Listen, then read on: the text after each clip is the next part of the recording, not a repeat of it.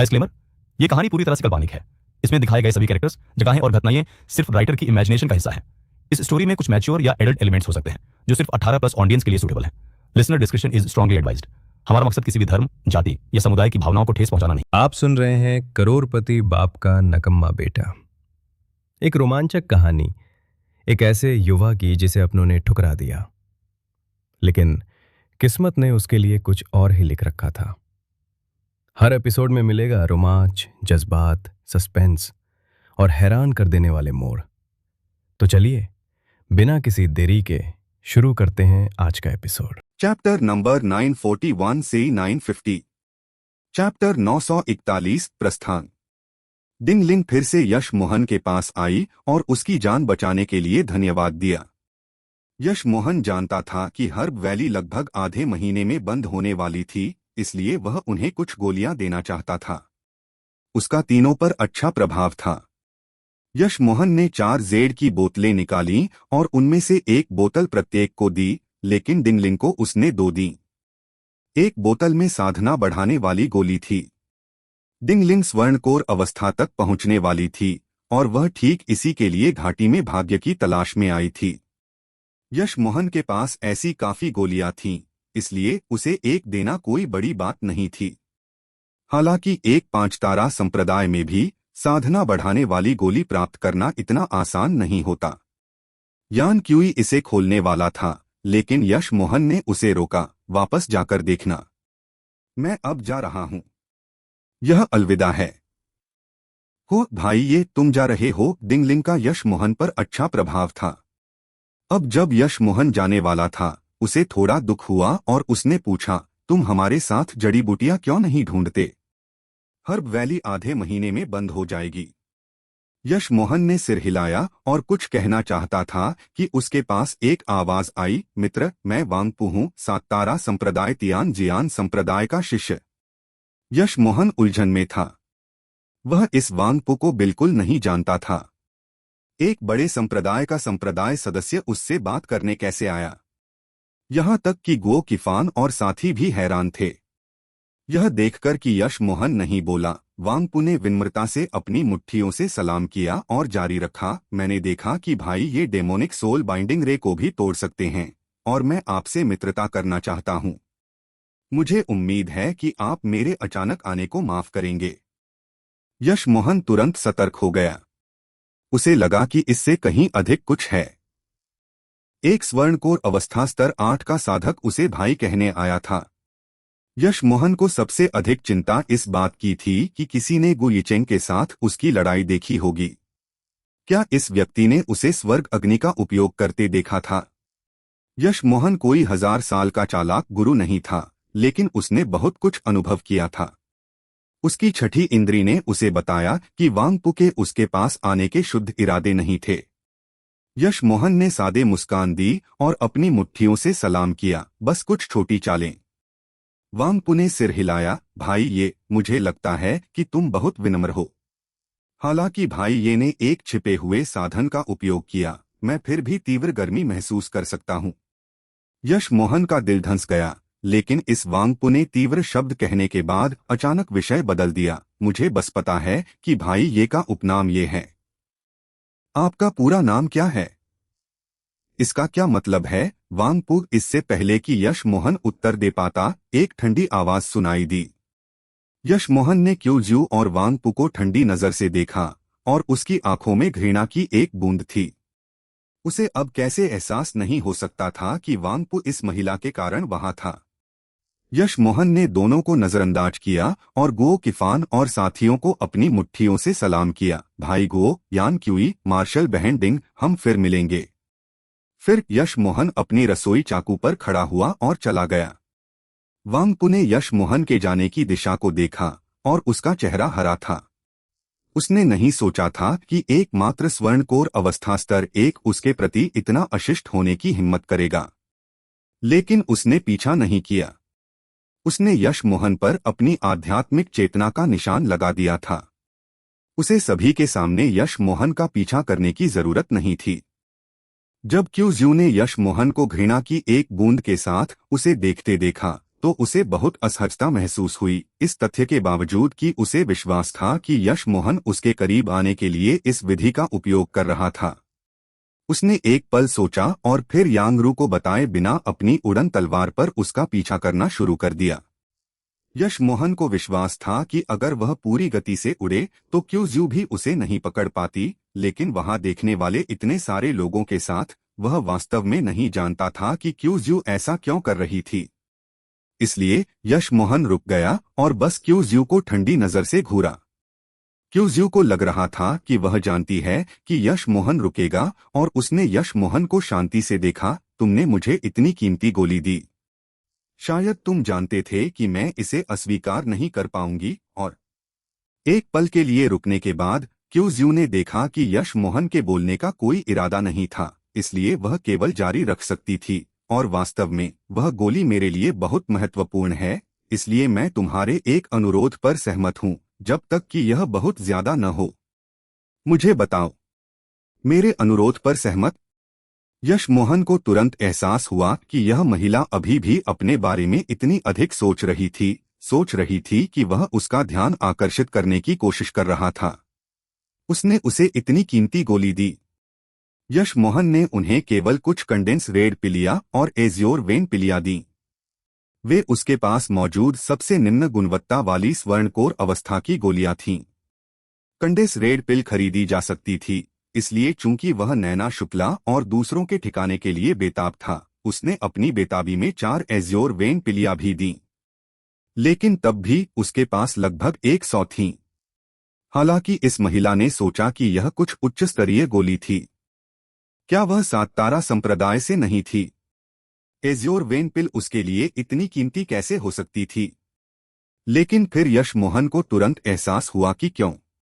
स्तर 5 की आध्यात्मिक जड़ी बूटियां 7 तारा संप्रदायों के लिए भी प्रचुर नहीं थीं, और संप्रदाय के सदस्यों को कुछ प्राप्त करने के लिए संप्रदाय योगदान अंकों की आवश्यकता होती थी। इसके अलावा उसने जो गोलियां दी वे विशेष श्रेणी की थीं। यह ऐसी चीज थी जिसे केवल गोली राजा ही प्राप्त कर सकते थे। घाटी में इतनी सारी उच्च स्तरीय आध्यात्मिक जड़ी बूटियां प्राप्त करने और एक गोली राजा होने के कारण यश मोहन ने इसके बारे में इतना नहीं सोचा था। यश मोहन अब नीचा नहीं होने वाला था और उससे गोलियां वापस मांगने के लिए कहेगा, लेकिन उसे इसका एहसास होने के बाद भी वह असहज महसूस कर रहा था। मैंने पहले ही वह पूछ लिया था जो मैं पूछना चाहता था, और मुझे किसी और चीज के लिए तुम्हारी मदद की जरूरत नहीं है। मैं अब जा रहा हूं। मुझे बस उम्मीद है कि तुम मेरा पीछा करना जारी नहीं रखोगी। फिर यश मोहन जीजू पर चढ़ गया और उसके सामने से गायब हो गया। यांगरू भी अब तक पीछा कर चुकी थी और उसने क्यूज्यू को स्तब्धता में देखा, इसलिए उसने तुरंत पूछा, बहन ज्यू क्या हुआ? वह आदमी क्यों चला गया? क्या तुमने यह स्पष्ट कर दिया कि वह जो कर रहा है वह हास्यास्पद है? क्यूज्यू ने सिर हिलाया। उसे अब यश मोहन के दिमाग में क्या चल रहा था यह नहीं पता था, लेकिन ऐसा नहीं लग रहा था कि वह कठिन खेल रहा था। यश मोहन के जाने के बाद गो किफान और दूसरे भी चले गए। मार्शल भाई, क्या तुम सोचते हो कि वह क्यूज्यू भाई ये को परेशानी देगी? यान क्यूई ने पूछा।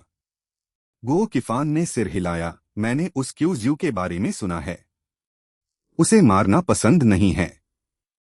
उसका भाई ये के साथ कुछ और काम होगा।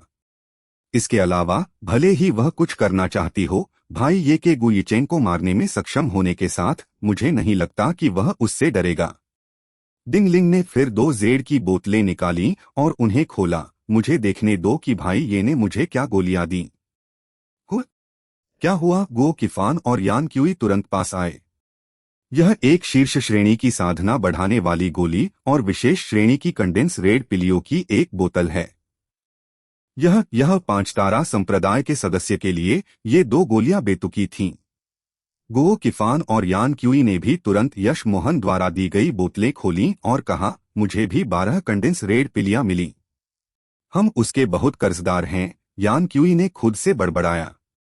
गो किफान ने बोतल को दूर रखा और कहा, इन चीजों को दूर रखो। इनके बारे में बात मत करो। भाई ये की कोई साधारण उत्पत्ति नहीं है। हम वास्तव में मार्शल बहन को बचाने के लिए उसके और अधिक कर्जदार हैं, तो चलो बस इसे अपने दिलों में रखें। हाँ, यान क्यूई और डिंग लिंग सहमत हो गए। तीनों और भी तेजी से चले गए। यश मोहन दूर नहीं रुका, अपने सारे कपड़े बदले और खुद को धोया। उसने बहुत कुछ अनुभव किया था और यह पहली बार नहीं था जब किसी ने उस पर आध्यात्मिक चेतना का निशान लगाया था। अगर उसे चिंता नहीं होती कि वांग पुगुओ किफान और साथियों के साथ परेशानी ढूंढ सकता है, तो वह यहाँ एक जाल गठन स्थापित करता और वांग पु को मार डालता। लेकिन वह जानता था कि जब वांग पु ने उससे बात की थी तब गो किफान और साथी वहां थे, इसलिए अगर वह मर जाता तो उन पर संदेह होता। वास्तव में यश मोहन के जाने के कुछ ही समय बाद वांग पु प्रकट हुआ और हरे चेहरे के साथ बोला, चालाक कमीने। चैप्टर 942 अक्खड़। हर्ब वैली इतनी बड़ी थी कि यश मोहन यह भी नहीं बता सकता था कि वह कहाँ था। वह बस उत्तर की ओर उड़ता रहा और रास्ते में जड़ी बूटियां इकट्ठा करता रहा। यह डेजर्ट हर्ब वैली वास्तव में एक प्राकृतिक बगीचा था। भले ही यश मोहन किसी विशेष जगह से नहीं गुजरा, उसे फिर भी बड़ी मात्रा में स्तर 3 और 4 की जड़ी बूटियां, साथ ही कुछ स्तर 5 की भी मिली। हालांकि वह उत्तर की ओर उड़ रहा था, यश मोहन अचेत रूप से फिर भी उस रास्ते से बचता रहा जहां से वह आया था। उसे वास्तव में उस काली धुंध से डर लगता था। वह चीज बहुत डरावनी थी। अगर वह अधिक शक्तिशाली होता तो शायद वह इसका अध्ययन करने जाता, लेकिन अब वह बस इससे जितना संभव हो उतना दूर रहना चाहता था। यश मोहन की यात्रा के 7वें दिन यश मोहन ने अपनी आध्यात्मिक चेतना से कुछ साधना सार की लहरें उठाईं। यश मोहन इसके बारे में बहुत अधिक परवाह नहीं करना चाहता था, लेकिन वह यह भी देखना चाहता था कि कौन लड़ रहा था। यह सोचकर उसने तुरंत अपनी आध्यात्मिक चेतना को वहां स्कैन किया। लेकिन जब यश मोहन ने देखा कि यह एक स्वर्णकोर अवस्था चरम चरण का साधक एक नकाबपोश महिला से लड़ रहा था, तो वह तुरंत उनकी दिशा में मुड़ा और चार्ज किया। उसका दिल तेजी से धड़क रहा था। वह उस स्वर्णकोर अवस्था चरम चरण को जानता था। यह स्पिरिट मैरो तालाब से सबसे मजबूत साधक था। यश मोहन ने अपनी आंखों से देखा था कि उस आदमी को कम से कम 100 स्पिरिट क्रिस्टल मिले। वह इस अवसर को कैसे जाने दे सकता था? इसके अलावा वह उस आदमी के हाथों लगभग मर चुका था। यश मोहन ने अपना साधना स्तर फिर से आधार स्थापना अवस्था स्तर 7 पर दिखाया। वह जानता था कि स्वर्णकोर अवस्था चरम चरण उसे स्तर 7 पर जानता था, इसलिए उसे कुछ भी संदेह नहीं होगा। दोनों ने यश मोहन को आते देखा और दोनों ही इस आधार स्थापना अवस्था स्तर 7 में रुचि रखते लग रहे थे। यह समझ में आता था कि स्वर्णकोर अवस्था चरम चरण का आदमी उसे मोहक नजर से देखेगा। यश मोहन को संदेह भी था कि अगर वह तुरंत चला जाता तो वह आदमी उस महिला को पीछे छोड़कर उसे पकड़ने के लिए चला जाता। हालांकि उसने कभी नकाबपोश महिला को नहीं देखा था, तो वह भी उसे सदमे से क्यों देख रही थी। यह देखकर कि यश मोहन के जाने का कोई इरादा नहीं था, दोनों ने फिर से लड़ना शुरू कर दिया। साधना सार ने खड़खड़ाहट की, हवा में विस्फोट होते रहे और यश मोहन के आने से लड़ाई और अधिक तीव्र हो गई, जैसे दोनों पक्ष दूसरे पक्ष को जल्दी समाप्त करना चाहते थे। यश मोहन ने महिला की शक्ति स्तर की जांच की। वह एक स्वर्णकोर अवस्था स्तर 7 की साधक थी, लेकिन एक स्वर्णकोर अवस्था चरम चरण के साधक के साथ इतनी तीव्र लड़ाई लड़ने में सक्षम होने का स्पष्ट रूप से मतलब था कि उसके पास बहुत सारी विभिन्न विधियां थीं। लेकिन यश मोहन की युद्ध की समझ इतनी तीव्र थी कि वह बता सकता था कि अगर उसने हस्तक्षेप नहीं किया तो ज्यादा देर नहीं होगी जब वह स्वर्णकोर अवस्था चरम चरण का आदमी जीत जाएगा। हालांकि यश मोहन ने हस्तक्षेप नहीं किया। सबसे महत्वपूर्ण बात, वे 100 या उससे अधिक स्पिरिट क्रिस्टल थे जो उस स्वर्णकोर अवस्था चरम चरण के साधक के पास थे। यह एक बहुत बड़ा भाग्य था। पर्याप्त स्पिरिट क्रिस्टल के साथ यश मोहन कम समय में स्वर्णकोर अवस्था मध्य चरण तक पहुंचने में सक्षम होगा। इससे वह वास्तव में खुश होगा। उसी समय यश मोहन यह भी बहुत स्पष्ट था कि वह अभी इस स्वर्णकोर अवस्था चरम चरण के योद्धा का मुकाबला नहीं कर सकता था।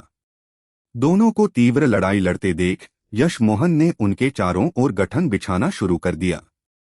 एक आधार स्थापना अवस्था स्तर 7 को अपने चारों ओर गठन झंडे स्थापित करते और शीर्षस्तरीय आध्यात्मिक पत्थर फेंकते देख दो स्वर्णकोर अवस्था के साधकों को यह मजेदार लगा। भले ही इस छोटे साधक ने कुछ गठन बिछाए, इसका क्या उपयोग हो सकता था।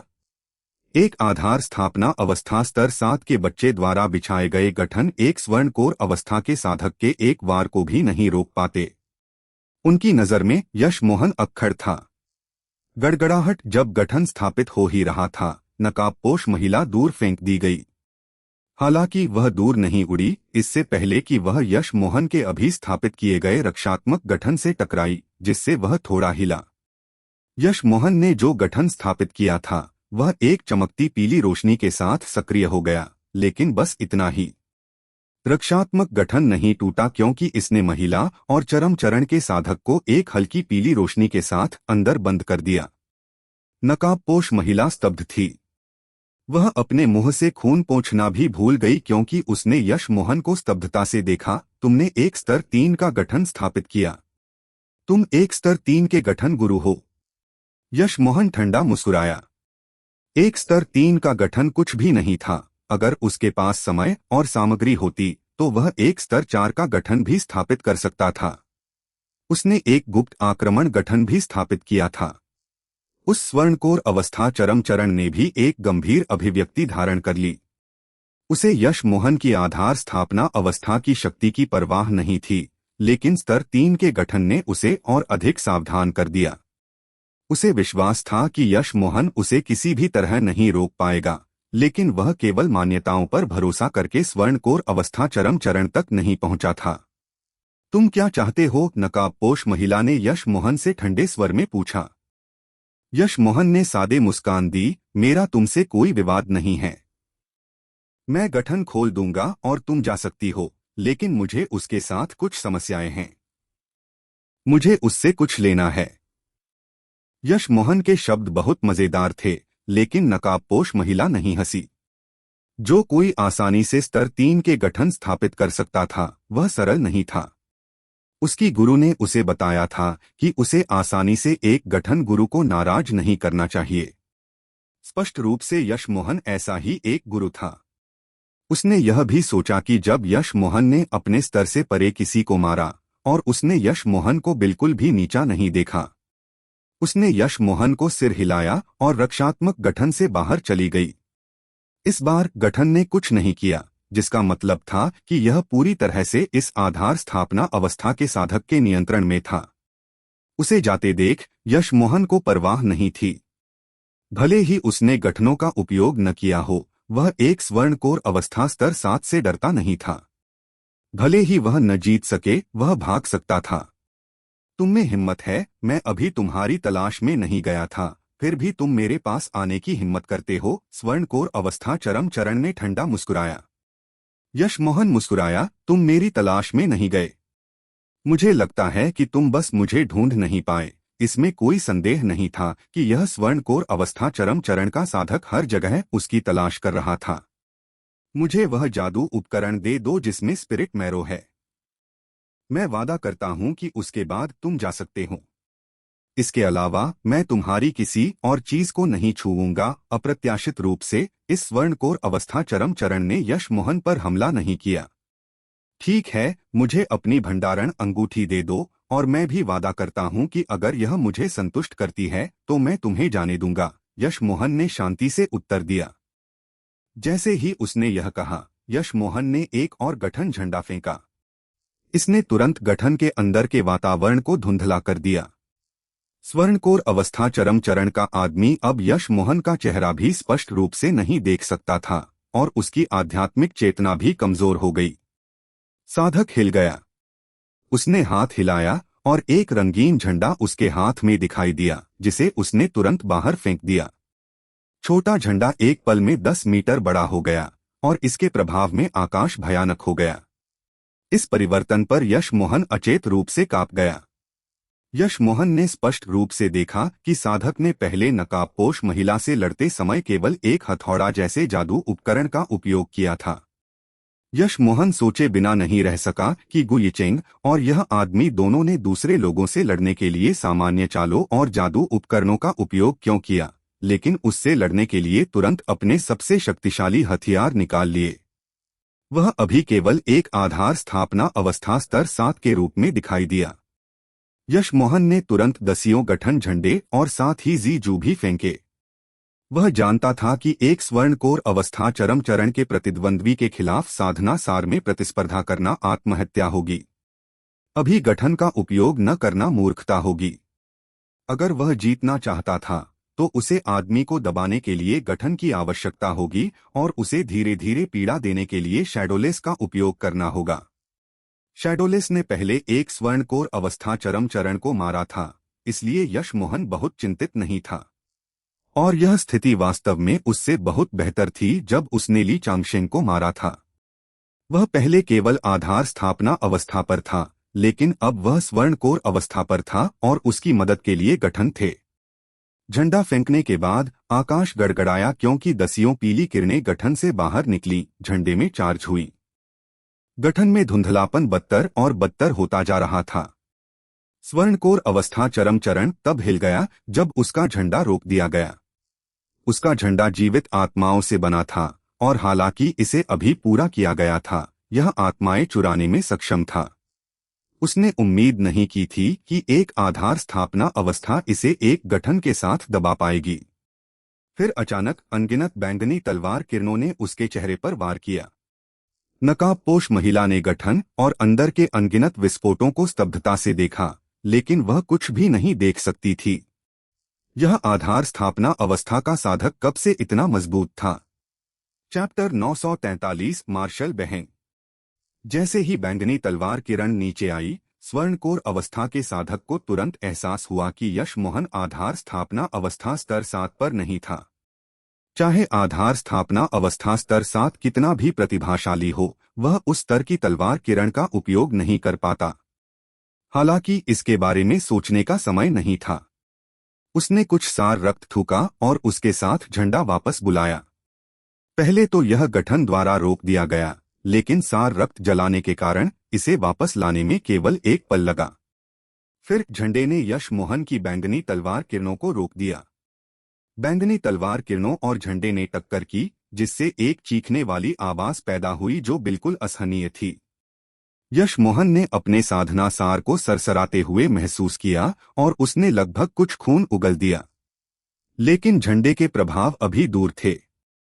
जल्द ही चीखने वाली आवाज ने कुछ बुलाना शुरू कर दिया, जैसे कि यह नरक से आई हो। यश मोहन का सिर चकरा गया। यश मोहन की आत्मा मजबूत थी, इसलिए वह तुरंत बता सकता था कि क्या हो रहा था। यह झंडे का मुख्य प्रभाव था। झंडा उसकी आत्मा को गठन में बुलाने की कोशिश कर रहा था।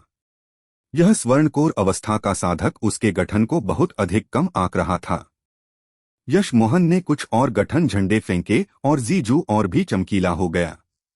गठन के भीतर से अनगिनत पीली रोशनी की किरणें सक्रिय हो गईं और उन्होंने फिर से झंडे को बहा दिया। इस बार यश मोहन ने illusion cloud essence binding strike का उपयोग किया था।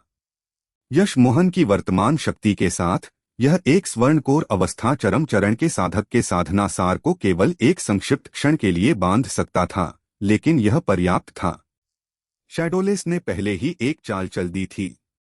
शैडोलेस ने यश मोहन के साथ अनगिनत बार सहयोग किया था और ऐसी चीजों में बहुत कुशल था। यश मोहन को यकीन था कि अगर उसके पास गठन नहीं होता तो झंडे को रोकना भी आसान नहीं होता, और इस स्वर्णकोर अवस्था चरम चरण के साधक के साधना सार को बांधने की तो बात ही छोड़ दें। स्वर्णकोर अवस्था चरम चरण के गुरु ने अचानक देखा कि उसका साधना सार एक पल के लिए रुक गया था। उसे तुरंत एहसास हुआ कि चीजें अच्छी नहीं थीं। वह अनगिनत लड़ाइयों में रहा था और पहली बार वह यश मोहन से डर गया। ऐसा लगता था कि इस साधक के पास सभी प्रकार के अज्ञात साधन थे। स्वर्णकोर अवस्था का साधक भागना चाहता था और अपना झंडा वापस लेना चाहता था, लेकिन फिर उसने अपने मेरिडियन को दर्द करते महसूस किया। ऐसा था जैसे बड़ी मात्रा में सार रक्त तुरंत अवशोषित किया जा रहा था। वह हिल गया। उसे एहसास हुआ कि यह यश मोहन की घातक चाल थी। अगर वह अब रुका तो वह निश्चित रूप से मर जाएगा। साधक ने झंडा छोड़ दिया, शैडोलेस को अपने सारे साधना सार से घेर लिया और भागने की कोशिश की।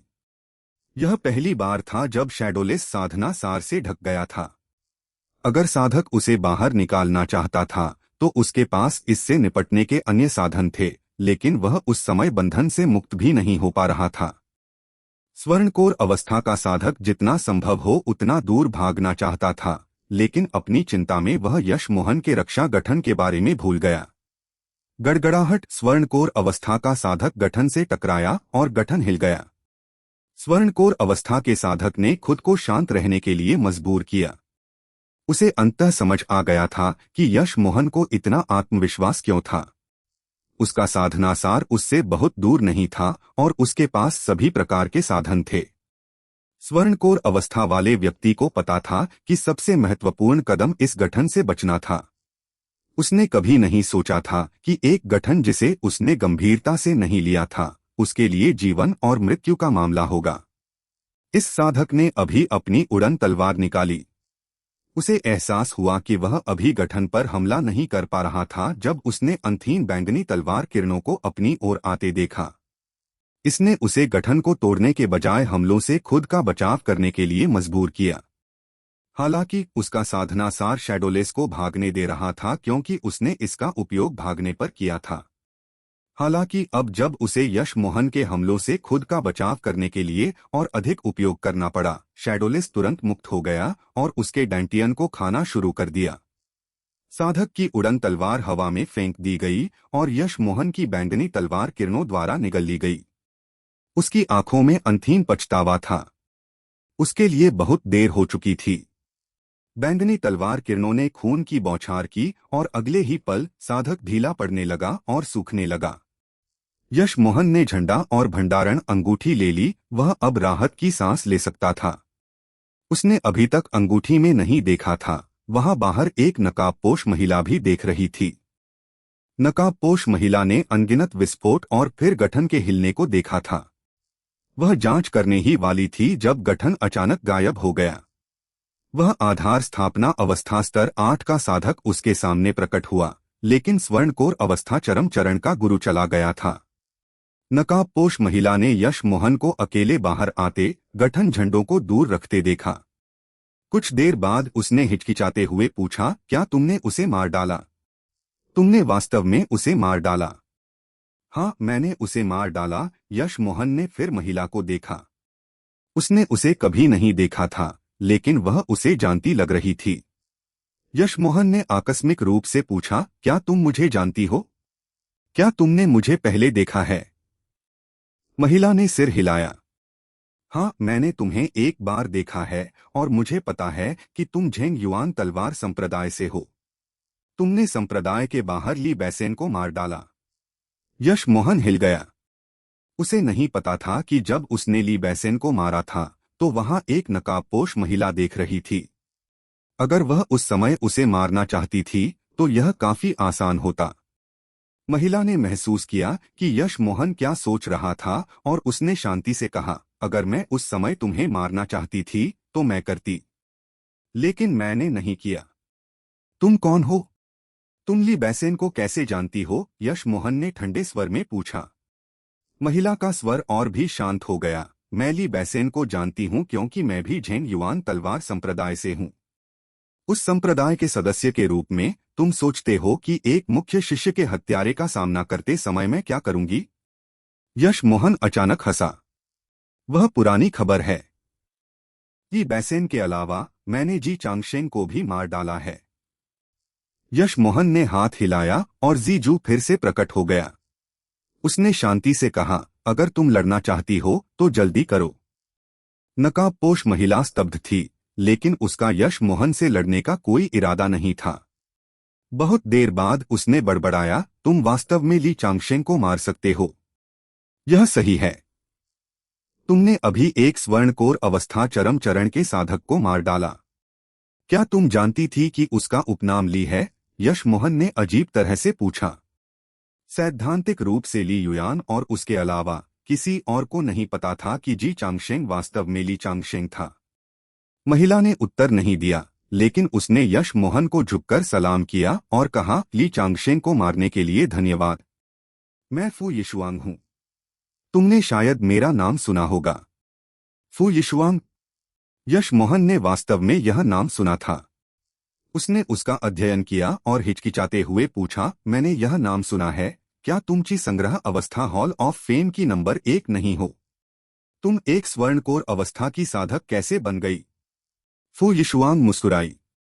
जब मैंने 2 साल पहले संप्रदाय छोड़ा था तो मैं पहले से ही आधार स्थापना अवस्था स्तर 7 पर थी। मैं 2 साल से वापस नहीं आई हूं। जब मैं स्वर्णकोर अवस्था स्तर 1 पर पहुंची तो मैं ली बैसेन का पीछा करना चाहती थी और उसे मारना चाहती थी, लेकिन मैंने तुम्हारी उसके साथ लड़ाई देखी। यश मोहन को एहसास हुआ कि इस फू यिशुआंग की भी ली बैसेन से दुश्मनी थी, इसलिए उसने संप्रदाय में वापस जाने की हिम्मत नहीं की। सख्ती से कहें तो वह महिला उसकी मार्शल बहन थी। चैप्टर 944 विनिमय। लेकिन यश मोहन का तलवार संप्रदाय के प्रति कोई अच्छा प्रभाव नहीं था, इस मार्शल बहन के प्रति तो बिल्कुल भी नहीं। जब वह ली बैसेन से लड़ रहा था, वह नीचे था, फिर भी यह महिला बाहर नहीं आई, जिसका मतलब था कि उसकी जान उसके लिए कुछ भी नहीं थी। यह महिला स्पष्ट रूप से केवल अपनी परवाह करती थी। यश मोहन ने तुरंत उससे बात जारी रखने में रुचि खो दी। यश मोहन को जाते देख फू यिशुआंग ने अचानक कहा, चूंकि तुमने ली चांगशेन को मार डाला, तुमने शायद इल्यूजन क्लाउड 6 स्ट्राइक्स प्राप्त कर ली होंगी, है न? मुझे पता है कि उसके पास यह थी। तुम क्या कहना चाहती हो? यश मोहन का स्वर ठंडा हो गया। उसे वास्तव में इल्यूजन क्लाउड 6 स्ट्राइक्स की परवाह नहीं थी, लेकिन चूंकि यह महिला इसके बारे में पूछ रही थी, शायद उसके लिए इसकी कुछ योजना थी। फू यिशुआंग ने यश मोहन को सतर्क होते देखा और तुरंत कहा, तुम्हें चिंता करने की जरूरत नहीं है। मुझे इसकी इतनी परवाह होने का कारण यह है कि यह मेरे फू परिवार की है। यह सुनकर यश मोहन समझ गया कि वह ली बैसेन को क्यों मारना चाहती थी। जब उसने इल्यूजन क्लाउड 6 स्ट्राइक्स के अंतिम 3 वार प्राप्त किए तो वह जानता था कि इल्यूजन क्लाउड ली परिवार का नहीं था। लेकिन ऐसा लगता था कि फू परिवार की इल्यूजन क्लाउड भी पूरी नहीं थी, इसलिए यह शायद उनका भी नहीं था। कुछ सदियों पहले फू परिवार को इल्यूजन क्लाउड मिला, लेकिन ली परिवार ने हमारा वध कर दिया। फू परिवार के वंशजों का एकमात्र उद्देश्य इल्यूजन क्लाउड को वापस पाना और बदला लेना है। फू यिशुआंग का स्वर शांत था क्योंकि उसने समझाया। यश मोहन को परवाह नहीं थी, इसलिए उसने कहा, तुम 2 साल से अपने संप्रदाय वापस नहीं गई हो, बहुत सी चीजें हैं जो तुम शायद नहीं जानती। ऐसा कहा जाता है कि वे हिडन स्वॉर्ड के साथ एकजुट होने वाले थे, और मैंने यह भी सुना कि पिंग याओली परिवार को संप्रदाय द्वारा नष्ट कर दिया गया था। शायद इल्यूजन क्लाउड 6 स्ट्राइक्स को ढूंढना ही तुम्हारी चिंता करने के लिए बचा है। जहां तक बदला लेने की बात है, संप्रदाय ने पहले ही तुम्हारे लिए इसका ध्यान रख लिया।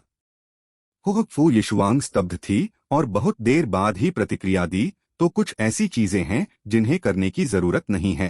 हो यश मोहन ने बात नहीं की क्योंकि वह बस उसे देख रहा था। उसने जल्द ही प्रतिक्रिया दी और यश मोहन को उत्सुकता से देखा। इसका मतलब है कि अगर तुम मुझे इल्यूजन क्लाउड दे दो तो मुझे फू परिवार की रक्त शपथ के लिए जीना जारी नहीं रखना पड़ेगा। यश मोहन ने सादे स्वर में कहा, तुम सही कह रही हो और मेरे पास यह वास्तव में है, लेकिन मेरा तुमसे कोई रिश्ता नहीं है, नहीं हम दोस्त हैं। मैं तुम्हें इल्यूजन क्लाउड क्यों दूं? फू यिशुआंग शब्दों के लिए असमर्थ थी। उसने कुछ देर बाद हिचकिचाते हुए कहा, लेकिन जब तुमने पहले ली बैसेन को मारा तो मैंने उस समय तुम पर हमला नहीं किया। तुमने हमला न करने का कारण यह था कि तुम जानती थी कि उसके पास इल्यूजन क्लाउड 6 स्ट्राइक्स नहीं थी। दूसरे, तुम मुझसे खतरा महसूस करती थी। अगर मैं एक फाल्स कोर अवस्था के लिए बैसेन को मार सकता हूं तो मैं तुम्हें भी बुरी तरह घायल कर सकता हूं। तुमने अभी स्वर्ण कोर अवस्था प्राप्त की थी और तुम किसी भी चोट को वहन नहीं कर सकती थी, इसलिए मैं तुम्हारा कुछ भी कर्जदार नहीं हूं। इसके अलावा जब ली बैसेन मुझे मारने वाला था और मेरे पास जवाबी हमला करने की कोई ताकत नहीं थी, तो तुम शायद मेरी मदद नहीं करती अगर मैंने खुद इसका ध्यान नहीं रखा होता। तुम केवल ली बैसेन को मारने के अवसर का उपयोग करती। तुम्हें मेरे जीने या मरने की परवाह नहीं होती, क्या मैं गलत हूं? फू यिशुआंग अवाक थी और उसने बहस नहीं की। यही वास्तविकता थी। भले ही यश मोहन मारा जाने वाला होता, वह बाहर नहीं आती और मदद नहीं करती। यह देखकर यश मोहन ठंडा मुस्कुराया, तो अगर हम किसी के कर्जदार होने की बात कर रहे हैं तो तुम मेरी कर्जदार हो। भले ही मैंने जानबूझकर तुम्हें ली बैसेन को मारने में मदद नहीं की, क्या तुम अंत में उसके जैसे स्वर्णकोर अवस्था चरम चरण को हरा पाती? अगर मैं नहीं आया होता तो तुम भले ही न मरती, बुरी तरह घायल हो जाती। और वास्तव में मुझे कहना होगा कि अगर मैं नहीं आया होता तो तुम निश्चित रूप से मर जाती। मैं विस्तार से नहीं बताऊंगा कि क्यों, लेकिन इस दृष्टिकोण से तुम मुझे अपनी जान की कर्जदार हो।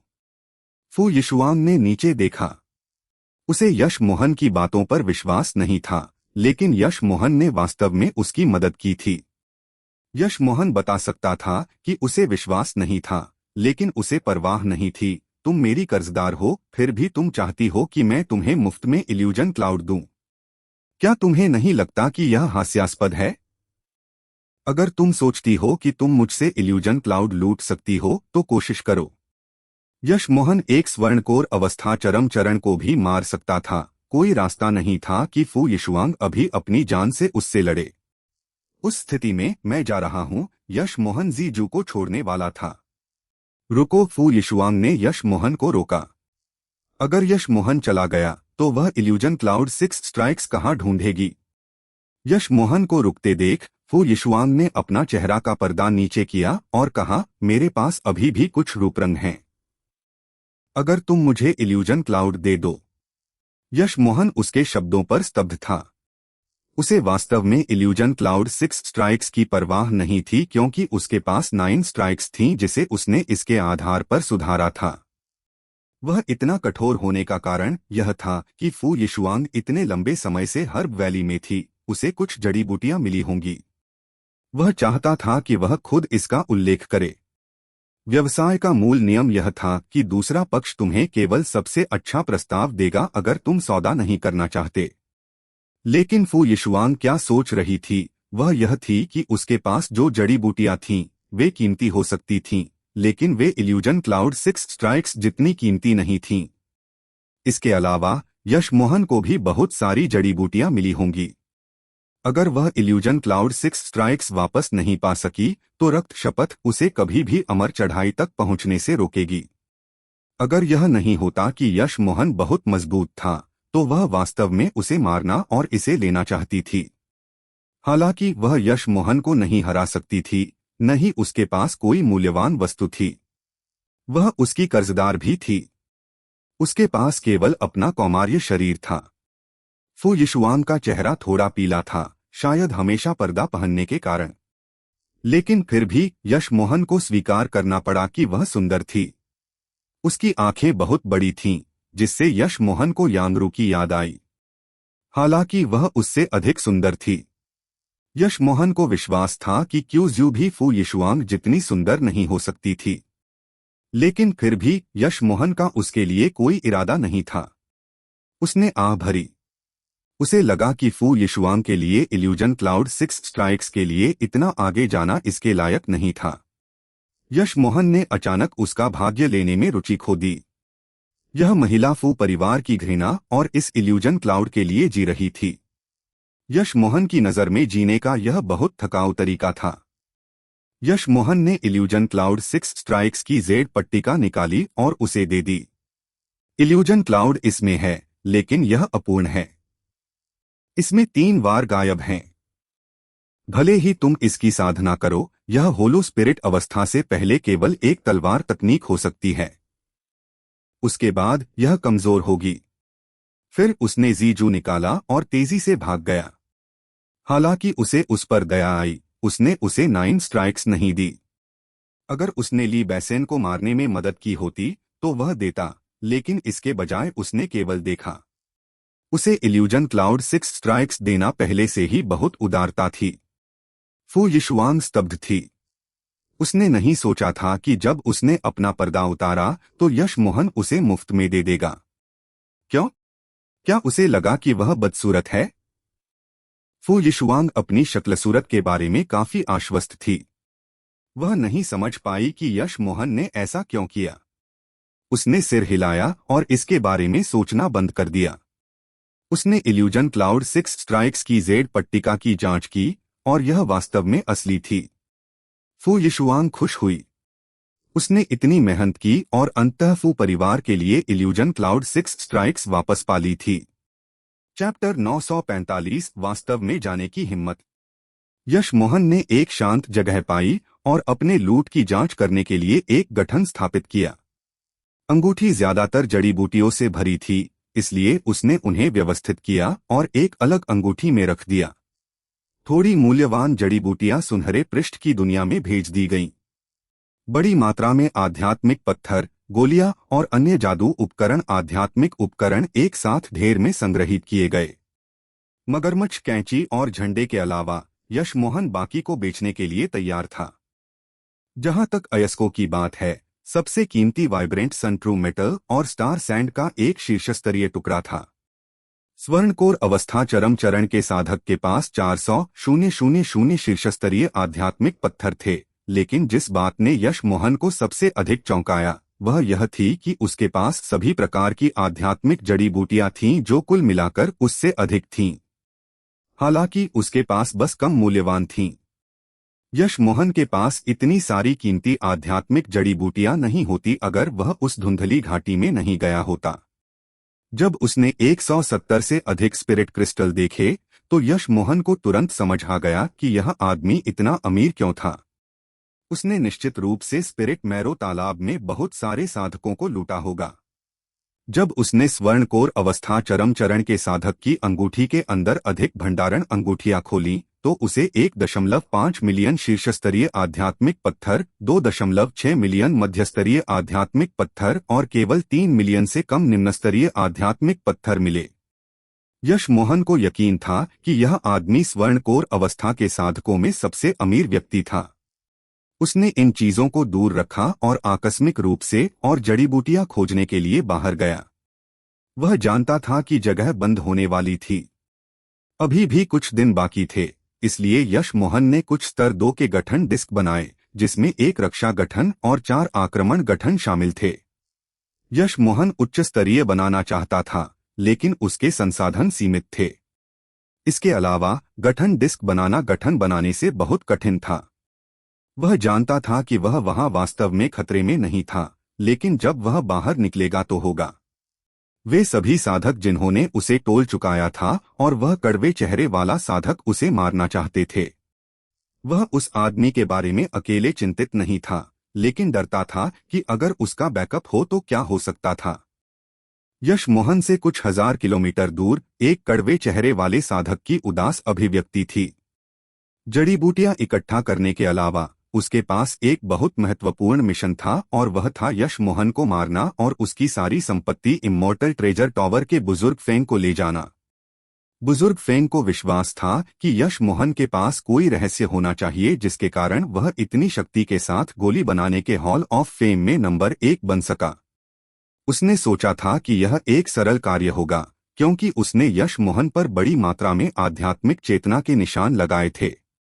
हालांकि अंदर जाने के बाद वह यश मोहन को नहीं ढूंढ पाया था और उसने अपने मिनियन हे चोंग को भी खो दिया था। यह आसान कार्य अधूरा रहा और इससे वह बहुत नाराज था। वह जानता था कि अगर उसने अपना मिशन पूरा नहीं किया तो बुजुर्ग फेंग की नज़र में उसका मूल्य बहुत कम हो जाएगा।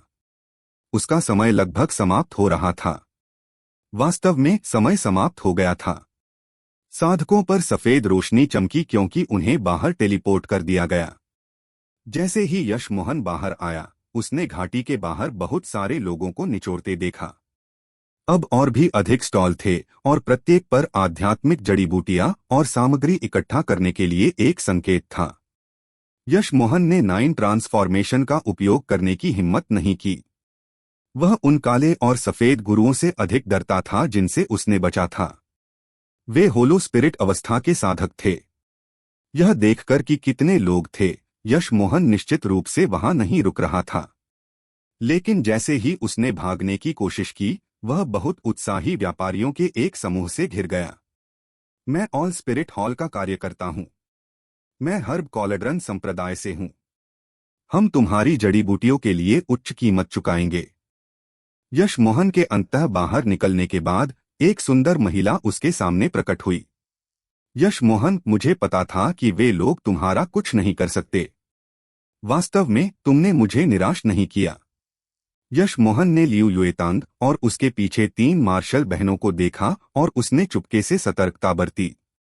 उसने शांति से कहा, मैं बस अपनी कड़ी मेहनत से लाभ कमा रहा हूं। अगर मैं नहीं होता तो तुम लोग पहले ही उस धुंध में मर जाते। लेकिन मुझे यकीन है कि तुम मुझ पर विश्वास नहीं करती। यश मोहन ने वास्तव में इन लोगों की मदद की थी। हालांकि इन सभी लोगों ने उसे मारना और उसकी संपत्ति लूटना चाहा। अगर यश मोहन को शुरू से पता होता कि ऐसा होने वाला है तो वह उनसे टोल मूल्य नहीं लेता। लियू युएतांग मुस्कुराई, लेकिन उसने यश मोहन को उत्तर नहीं दिया। स्पष्ट रूप से उसने सोचा कि भले ही यश मोहन ने गठन की मरम्मत नहीं की होती, वे फिर भी बाहर निकल सकते थे। यश मोहन ने भावशून्यता से कहा, मेरे पास कोई आध्यात्मिक जड़ी बूटी नहीं है। अगर तुम मुझ पर हमला करना चाहती हो तो जल्दी करो या मैं जा रहा हूं। वह क्यों लड़की ने अचानक कहा, मार्शल भाई, मैं तुम पर विश्वास करती हूं। क्यों? तुम किन मुक्सिन ने अचानक क्यों को आश्चर्य से देखा। वे जानते थे कि उसमें यह बताने की क्षमता थी कि कोई झूठ बोल रहा है या नहीं। वह महसूस कर सकती थी कि यश मोहन वास्तव में सच कह रहा था। क्यों ने जारी रखा, मार्शल भाई, तुमने मेरी मार्शल बहन को गलत समझा है। हर्ब घाटी खुलने के बाद किसी को लड़ने की अनुमति नहीं है। उन्हें बाहर जाने तक इंतजार करना पड़ता है। मेरी मार्शल बहन बस तुम्हें हमारे संप्रदाय में आमंत्रित करना चाहती है। हालांकि हम तुम्हारे साथ कुछ नहीं करेंगे, अन्य लोग कर सकते हैं। यश मोहन की आध्यात्मिक चेतना ने पहले ही जी जियुआन को देख लिया था, जो उसे ठंडी नजर से घूर रहा था। हालांकि वह अभी तक उसके लिए नहीं आया था। अगर यश मोहन चला गया तो जी जियुआन निश्चित रूप से उसका पीछा करेगा। यश मोहन ने अपनी आध्यात्मिक चेतना फिर से बाहर भेजी और उस कड़वे चेहरे वाले साधक को पाया। वह उस समय उसे नहीं देख रहा था, लेकिन यश मोहन को यकीन था कि यह आदमी उस पर हमला करेगा। उसने उस आदमी को 1 से अधिक बार आध्यात्मिक चेतना से स्कैन करते महसूस किया था। उसके अलावा एक और साधक उसे देख रहा था। वह गॉड स्वॉर्ड संप्रदाय का स्वर्ण कोर अवस्था स्तर 8 का साधक था। अप्रत्याशित रूप से, जबकि अन्य लोग केवल यश मोहन को देख रहे थे, ड्यूअल हार्ट संप्रदाय के जे क्यूशियू यश मोहन के पास आए और उसे अपनी मुट्ठियों से सलाम किया। भाई, नमस्ते। मुझे पता था कि मैं तुम्हें जल्द ही देख पाऊंगा। अगर तुम्हारे पास समय हो तो तुम्हें ड्यूअल हार्ट वैली अवश्य आना चाहिए। मैं भाई का बहुत सम्मान करता हूं और मैं अपनी जान बचाने के लिए भी तुम्हारा आभारी हूं। क्या तुम मुझसे दुश्मनी नहीं रखते? यश मोहन ने जे क्यूशियू को अजीब तरह से देखा। उसने उसकी आधी जड़ी बूटियां ले ली थीं। जे क्यूशियू हंसा। मैं भाई की प्रतिभा की बहुत प्रशंसा करता हूं। वे मामूली जड़ी बूटियां कुछ भी नहीं हैं। इसके अलावा तुमने मेरी जान बचाई है। यश मोहन को यकीन था कि यह आदमी सच्चा था, इसलिए उसने सिर हिलाया। ठीक है, अगर मेरे पास समय हो तो मैं निश्चित रूप से ड्यूअल हार्ट वैली जाऊंगा। यह देखकर लियू युएतांग फिर से उसके पास आई और मुस्कुराई। भाई, तुम वास्तव में काफी महत्वपूर्ण हो। जे क्यूशियू एक अभिमानी व्यक्ति है। तुमने उसकी जड़ी बूटियां लीं, लेकिन वह फिर भी तुम्हारे बारे में इतना अच्छा सोचता है। यह देखकर कि यश मोहन अधीर हो रहा था, लियू युएतांग मुस्कुराई। मार्शल भाई, हमारा संप्रदाय वास्तव में तुम्हें आमंत्रित कर रहा है। अगर तुम अब निकलोगे तो वह जी जियुआन तुम्हें जाने नहीं देगा। लेकिन वह हमारे संप्रदाय में आने की हिम्मत नहीं करता। भले ही तुम घोस्ट इमोर्टल संप्रदाय को नाराज करो, हम उनसे नहीं डरते। यश मोहन विचार कर रहा था कि क्या उसे उनके साथ जाना चाहिए। आखिरकार जी जियुआन एक 5 तारा संप्रदाय से था। वह अकेला नहीं होगा जो उसका शिकार कर रहा होगा। हालांकि लियू युएतांग के शब्दों का स्पष्ट रूप से मतलब था कि वे उसका एक एहसान कर रहे थे। वे उसके लिए घोस्ट इमोर्टल संप्रदाय के खिलाफ जाने को तैयार थे। अगर वह गया तो उसे इस एहसान को स्वीकार करना होगा। किन मुक्सिन ने यह सुना और आह भरी। वह यश मोहन को काफी अच्छी तरह जानती थी। उसकी बड़ी मार्शल बहन ने यश मोहन के लिए कुछ भी नहीं किया था, फिर भी वह पहले से ही उसे चुकाने की योजना बना रही थी।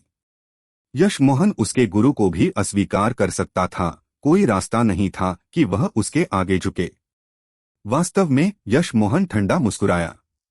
धन्यवाद बड़ी मार्शल बहन तुम्हारी सद्भावना के लिए, लेकिन मुझे तुम्हारे झुंड द्वारा संरक्षित होने की जरूरत नहीं है। अलविदा। फिर यश मोहन जीजू के साथ आकाश में भाग गया। यश मोहन का मतलब उसके संप्रदाय की महिलाओं को नीचा दिखाना नहीं था, लेकिन लियू युएतांग के इरादे बहुत स्पष्ट थे। लियू युएतांग ने यह देखा और बड़बड़ाया, वह वास्तव में जाने की हिम्मत करता है। चैप्टर 946 यश मोहन का शिकार। हो गुआंग वेई अचानक चिल्लाई और इससे पहले कि उसने लियू युएतांग का हाथ खींचा और निराशा से कहा, बड़ी मार्शल बहन उसकी मदद करो। जी जीवान भी चला गया, और यह सिर्फ वह नहीं है। वे लोग निश्चित रूप से उसका शिकार करेंगे। किन मुक्सिन ने भी उम्मीद से लियू युएतांग को देखा।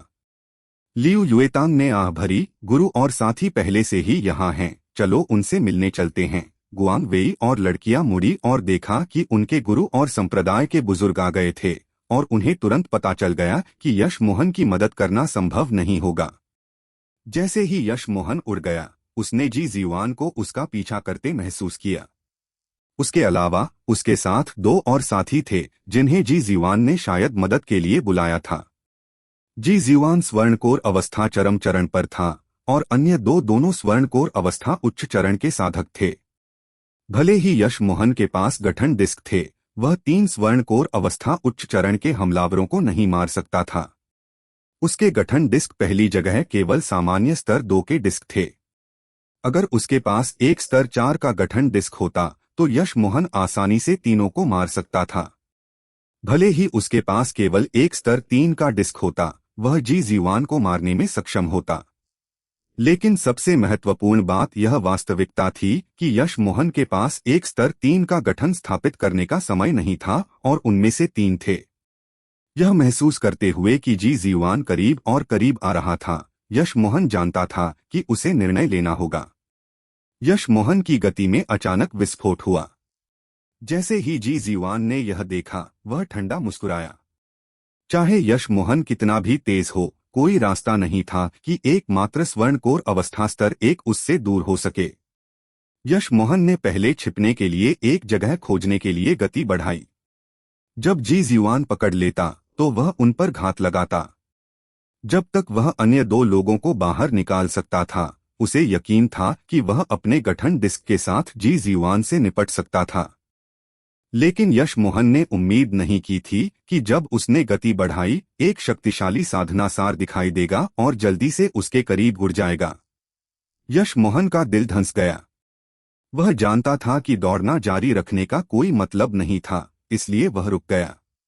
50 के दशक में एक व्यक्ति यश मोहन के सामने प्रकट हुआ। यह व्यक्ति स्वर्णकोर अवस्था चरम चरण पर था और अपनी आत्मा बनाने वाला था। वह जी जीवान से कमजोर नहीं था और शायद थोड़ा अधिक मजबूत भी था। तुम वह गोली बनाने के हॉल ऑफ फेम के नंबर 1 यश मोहन हो। उस व्यक्ति का यश मोहन पर हमला करने का इरादा नहीं लग रहा था। यश मोहन ने सिर हिलाया, जबकि जी जीवान और उसके 2 साथी भी आ गए।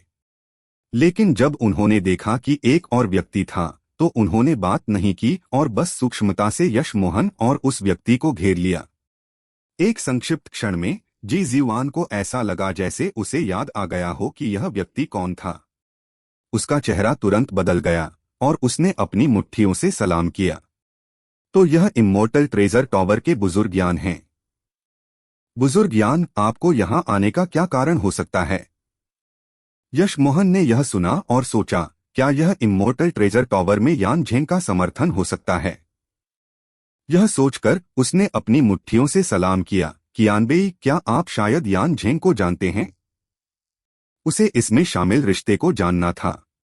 उस व्यक्ति ने मुस्कुराया, हाँ, मैं यान जून हूँ। मैंने झेंगेर के बारे में तुम्हारी बात सुनी है, लेकिन मुझे उम्मीद नहीं थी कि तुम पहले से ही स्वर्णकोर अवस्था प्रारंभिक चरण पर हो। झेंगेर की नजर अच्छी है।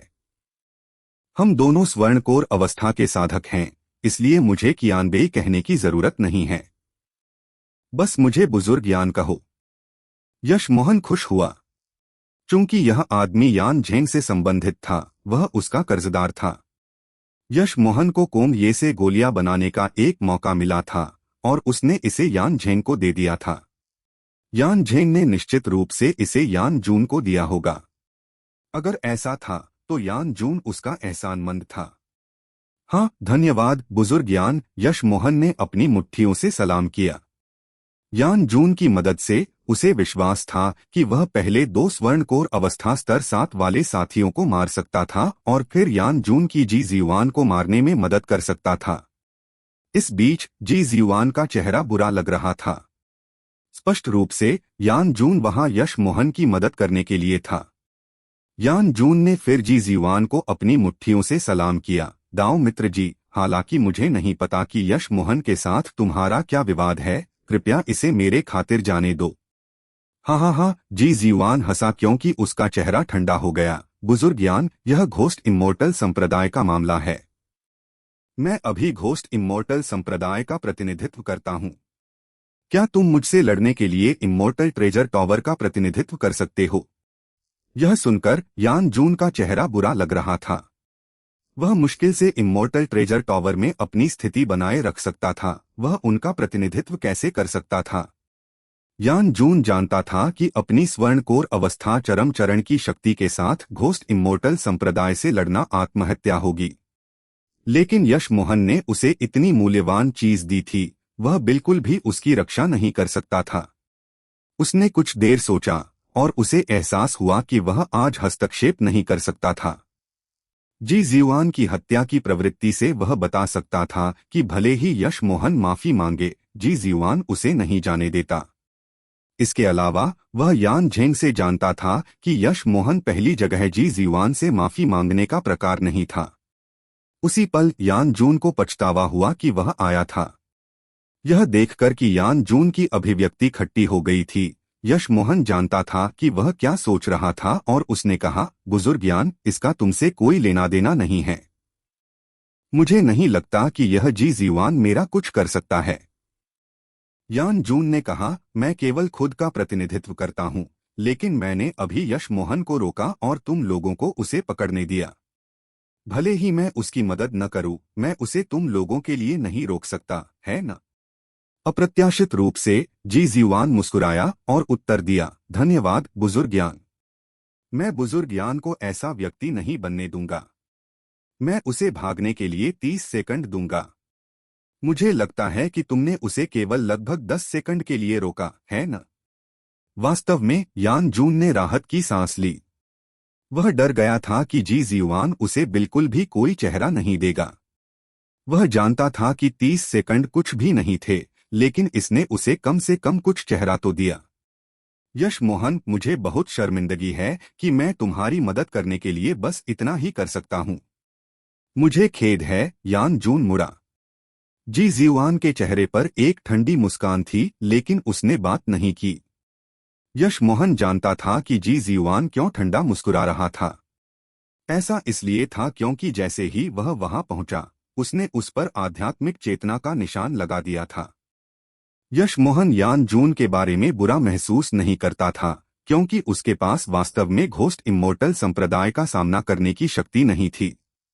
यह पहले से ही काफी अच्छा था कि वह मदद करने के लिए बाहर आया था। उसने यान जून से कहा, धन्यवाद बुजुर्ग यान, अलविदा। फिर वह अपनी तलवार पर तेजी से चला गया। यशमोहन के जाने के बाद यान जून ने केवल 20 सेकंड इंतजार किया और बिना जी जीवान को कुछ कहे चला गया। फिर जी जीवान भी तुरंत चला गया। यशमोहन ने बस 10 सेकंड का उपयोग भागने के लिए और 10 सेकंड का उपयोग एक गठन आधार स्थापित करने के लिए किया। वह इसे बेहतर बनाना चाहता था, लेकिन उसने पहले ही जी जीवान को पीछा करते महसूस किया। यशमोहन क्रोधित था। यह आदमी झूठ से भरा था। 25 सेकंड भी नहीं हुए थे। लेकिन यश मोहन के पास वर्तमान स्थिति का सामना करने के अलावा कोई विकल्प नहीं था। वह अधूरे गठन आधार में नहीं रुका। वह कुछ 100 मीटर पीछे गया और आध्यात्मिक चेतना के निशान को काटकर खुद को छिपा लिया। जैसे ही यश मोहन ने खुद को छिपाया, जी जीवान वहां पहुंचा।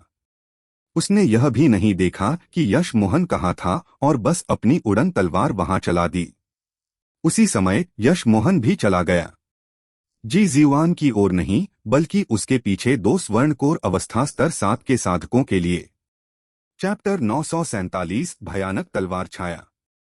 यश मोहन ने जी जीवान पर घात नहीं लगाने का कारण यह था कि वह जानता था कि जी जीवान की स्वर्णकोर अवस्था चरम चरण की शक्ति के साथ वह अधिकतम केवल उसे घायल कर सकता था, और वह भी केवल एक संभावना थी। लेकिन यह अलग था अगर उसने अन्य 2 पर हमला किया। जी जीवान आध्यात्मिक चेतना के निशान स्थान की ओर हमला कर रहा था, इसलिए वह उस पल में 2 स्वर्णकोर अवस्था स्तर 7 के साधकों को नहीं बचा पाएगा। दूसरे, वे दोनों साधना सार के मामले में अधिकतम यश मोहन के बराबर थे। इसलिए यश मोहन को 90% निश्चितता के साथ उन पर सफलतापूर्वक घात लगाने में सक्षम होना चाहिए। इसलिए यश मोहन ने तुरंत कार्य किया। जैसे ही उसकी तलवार ने बैंगनी तलवार किरणें पैदा की, जी जीवान स्तब्ध था। उसने नहीं सोचा था कि यश मोहन उसके आध्यात्मिक चेतना के निशान को खोजकर उन पर जवाबी हमला करने में सक्षम होगा, और उसके पास मदद करने का समय नहीं था। उसे उम्मीद नहीं थी कि यश मोहन इतना शक्तिशाली होगा, नहीं उसने उम्मीद की थी कि वह उसे बिल्कुल भी नोटिस किए बिना वहां छिपने में सक्षम होगा। उसकी छिपने की तकनीक कितनी शक्तिशाली थी। उसने नहीं सोचा था कि एकमात्र स्वर्णकोर अवस्था स्तर 1 उसकी आध्यात्मिक चेतना से छिप सकता है। छप अनगिनत बैंगनी तलवार किरणों ने 2 स्वर्णकोर अवस्था स्तर 7 के व्यक्तियों को पीछे से घेर लिया। जीजू ने एक स्वर्णकोर अवस्था के साधक को कमर से आधा काट दिया, जबकि दूसरे के पूरे शरीर में बैंगनी तलवार किरणें घुस गईं। सिर्फ एक वार और एक व्यक्ति मर गया था, जबकि दूसरा बुरी तरह घायल हो गया था। जैसे ही जी जीवान ने खूनी दृश्य देखा, उसकी आंखें क्रोध से फूटने वाली थीं। उसने दहाड़ा और उसकी उड़न तलवार तुरंत यश मोहन की ओर उड़ी। यश मोहन अभी जी जीवान से आमने सामने नहीं लड़ने वाला था। वह तुरंत अपने गठन के अंदर पीछे हट गया और कुछ गठन डिस्क बिछा दिए। जी जीवान ने यश मोहन को पीछे हटते देखा और पीछा किया। उसने यश मोहन द्वारा फेंके गए स्तर 2 के गठन डिस्क पर नजर डाली और उसका क्रोध गायब हो गया। उसने अपना संयम वापस पाया और ठंडे स्वर में बोला, तुम में सच में हिम्मत है। तुम सोचते हो कि तुम कुछ स्तर 2 के गठन डिस्क के साथ मुझे रोक सकते हो? अफसोस, मुझे तुम्हें बताना है, मैं मूल रूप से केवल तुम्हें मारने जा रहा था, लेकिन अब तुमने वास्तव में मुझे क्रोधित कर दिया है। मैं तुम्हारे ये परिवार के हर पुरुष को मार डालूंगा, और जहां तक महिलाओं की बात है, मैं उन्हें ब्रोकन लीफ शहर ले जाऊंगा और अच्छी तरह से सांत्वना दूंगा। फिर उसने यश मोहन को देखा और कुरकुराया, जहां तक तुम्हारी बात है, मैं अब तुम्हें मारना नहीं चाहता। मैं जीवित आत्माओं को जलाने का एक तरीका जानता हूं। मैं तुम्हें मारने से पहले 100 वर्षों तक जलाऊंगा। यश मोहन की आंखें ठंडी हो गईं और उसकी हत्या की प्रवृत्ति नाटकीय रूप से बढ़ गई। उसने मन बना लिया कि भले ही उसे मरना पड़े, वह आज जी जीवान को मार डालेगा। जितना अधिक यश मोहन की हत्या की प्रवृत्ति जलती थी, वह उतना ही शांत होता जाता था। उसने कुछ और गठन झंडे फेंके और ठंडे स्वर में बोला, अफसोस, मुझे तुम्हें बताना है कि तुम्हें वह मौका नहीं मिलेगा। मैं कसम खाता हूं कि अगर घोस्ट इमोर्टल संप्रदाय मेरे पीछे और लोग भेजने की हिम्मत करता है, तो मैं संप्रदाय को नष्ट कर दूंगा। जी जीवान को वास्तव में यश मोहन की ठंडी धमकी से रोंगटे खड़े हो गए। वह जानता था कि यश मोहन पहले से ही उसे मारने के लिए निकलेगा, लेकिन यश मोहन के शब्दों ने उसे यश मोहन को और भी तेजी से मारना चाहा। वह जानता था कि यश मोहन की साधना केवल स्वर्णकोर अवस्था स्तर 1 पर थी, लेकिन वह एक स्वर्णकोर अवस्था स्तर 7 के योद्धा से कमजोर नहीं था। जी जीवान ने हाथ हिलाया और उसके सिर के ऊपर घूम रही उड़न तलवार उसके हाथों में वापस आ गई। तुरंत उसका शरीर ठंडा हो गया। यश मोहन ने उड़न तलवार को घूरा और उसे लगा कि इसमें कुछ गड़बड़ है। वह नहीं बता सका कि यह किस श्रेणी की थी। यह पहले केवल 30 सेंटीमीटर लंबी लग रही थी, लेकिन कभी कभी यह अधिक थी। जब उसने एक पल के लिए इसे देखना बंद किया, तो वह यह भी महसूस कर सकता था कि ऐसा था जैसे जी जीवान एक उड़न तलवार नहीं बल्कि एक अदृश्य हत्या की प्रवृत्ति पकड़े हुए था। यह उड़न तलवार भी बहुत पतली थी। यह इतनी पतली थी कि लगभग अदृश्य थी। लेकिन अपनी आध्यात्मिक चेतना के साथ यश मोहन पुष्टि कर सकता था कि उड़न तलवार वास्तव में मौजूद थी। फिर भी जब उसने अपनी आध्यात्मिक चेतना से इसे और अधिक ध्यान से जांचने की कोशिश की, तो वह इसे स्पष्ट रूप से नहीं देख सका। इसके बारे में एक हड्डी ठंडी भयावहता थी। जी जीवान और उसकी उड़न तलवार से निकलने वाली ऊर्जा ने यश मोहन को बहुत सावधान कर दिया। वह जानता था कि जी जीवान कोई साधारण साधना विधि नहीं साध रहा था। जी जीवान नहीं हिला, लेकिन यश मोहन ने महसूस किया कि उसके आसपास की हवा अंधेरी और भारी हो गई लग रही थी। यह एक सड़ी हुई अनुभूति होने लगी, जैसे कि यह सीधे नरक से आई हो। यह कौन सी साधना विधि थी? घोस्ट इमोर्टल संप्रदाय की साधना विधियों में वास्तव में कुछ भूत तत्व थे। यश मोहन ने कुछ देर सोचा और फिर जीजू से वार किया, और अधिक इंतजार नहीं करना चाहता था। Illusion cloud division strike. अनगिनत तलवार किरणें तुरंत सक्रिय हो गईं, और उसी पल में 10 मीटर के दायरे में यश मोहन की बैंगनी तलवार किरणों ने हर इंच पर सफाई कर दी। जी जीवान तलवार किरणों के अंदर घिर गया था, और वह उदास ऊर्जा बैंगनी तलवार किरणों से पिघलती हुई लग रही थी। हमला भेजने के बाद यश मोहन ने जी जीवान की स्थिति की जांच करने की जहमत भी नहीं उठाई, क्योंकि वह जानता था कि केवल इसके साथ जी जीवान को मारना असंभव होगा। इसलिए उसने दसियों अन्य गठन झंडे निकाले और उन्हें अपने चारों ओर फेंक दिया। उसने तब तक एक स्तर 3 के गठन का आधार स्थापित कर लिया था। उसे बस इसे समाप्त करने की जरूरत थी, और उसे उसके लिए जितना संभव हो उतना समय खरीदना था। पक पक पक पक। यश मोहन की बैंगनी तलवार किरणें पहले से ही टूट रही थीं और हवा में बिखर रही थीं। यह कौन सी तलवार तकनीक है? उसके ऐसा सोचने के तुरंत बाद यश मोहन ने अचानक एक उदास हत्या की प्रवृत्ति महसूस की जिसने उसे लगभग दम घोंट दिया। यश मोहन हिल गया।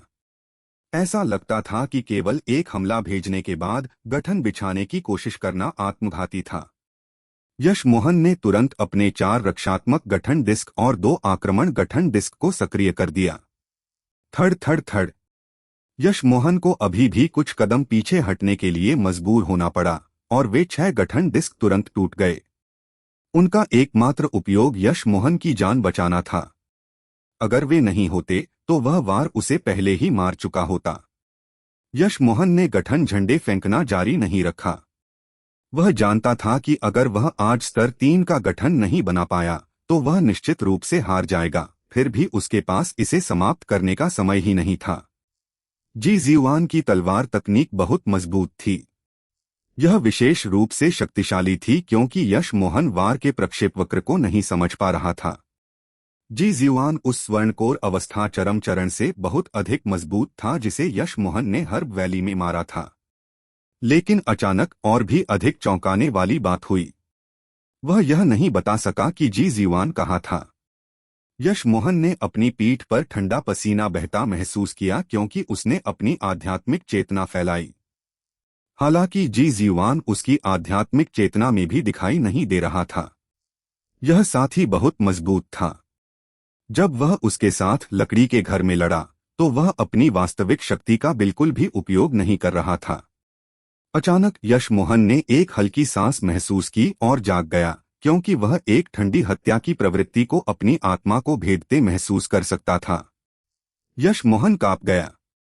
वह एक लड़ाई के बीच में भ्रमित हो गया था।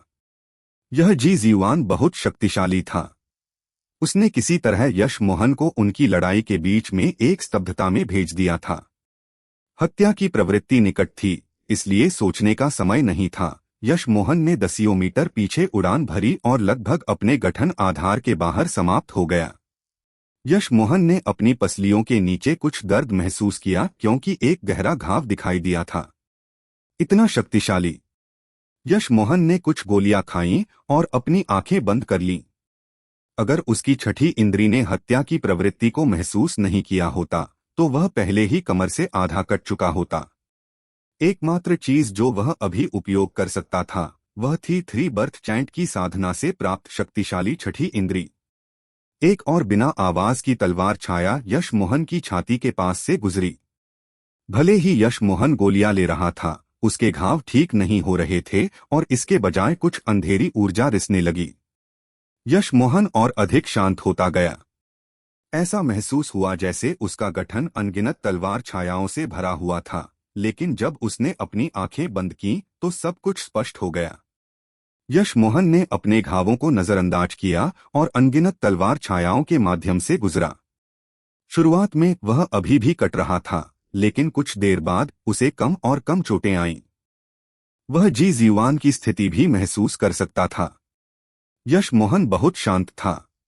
उसने तलवार छायाओं से बचने का एक तरीका खोज लिया था, लेकिन अब उसे जी जीवान को मारने के लिए एक और तरीके की आवश्यकता थी। यश मोहन ने सिर्फ तलवार छायाओं से बचने की कोशिश करना बंद कर दिया और उसने वारों के बीच के समय का उपयोग अपने गठन झंडे स्थापित करने के लिए करना शुरू कर दिया। हम्म जी जीवान आश्चर्यचकित था कि यश मोहन केवल कुछ चोटों को बनाए रखते हुए इतने लंबे समय तक बच सकता था। चैप्टर 948 इच्छा से तलवारों को नियंत्रित करना। यश मोहन ने आखिरी 3 झंडे और कुछ चरम स्तरीय आध्यात्मिक पत्थर फेंके इससे पहले कि वह चिल्लाया सी। तुरंत रक्षा गठन स्थापित हो गया और अनगिनत सफेद किरणें उनकी आंखों के सामने चमकीं। यश मोहन और जी जीवान ने जिस स्थान पर लड़ाई की थी वह अब खुली हवा में नहीं था। उसने वहां गठन स्थापित किया था, इसलिए अब वह स्थान उसका था।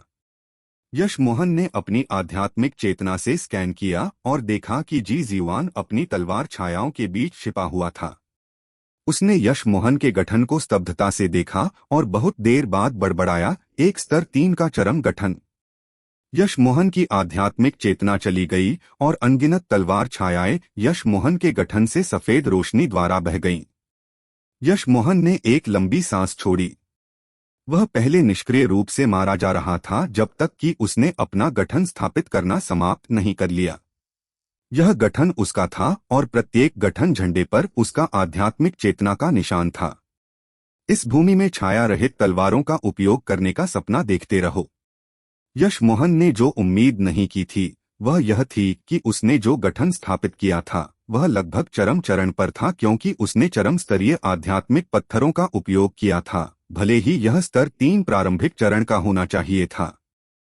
उसने 2 और गोलियां लीं। यश मोहन अभी भी पहले के घावों को ठीक करने में सक्षम नहीं था। यह आदमी बहुत मजबूत था। उसने काफी कुछ स्वर्णकोर अवस्था चरम चरण के साधक देखे थे, लेकिन सच कहूं तो उसने कभी जी जीवान से अधिक मजबूत कोई नहीं देखा था। उस आदमी के पास निश्चित रूप से स्वर्णकोर अवस्था हॉल ऑफ फेम में एक स्थान था।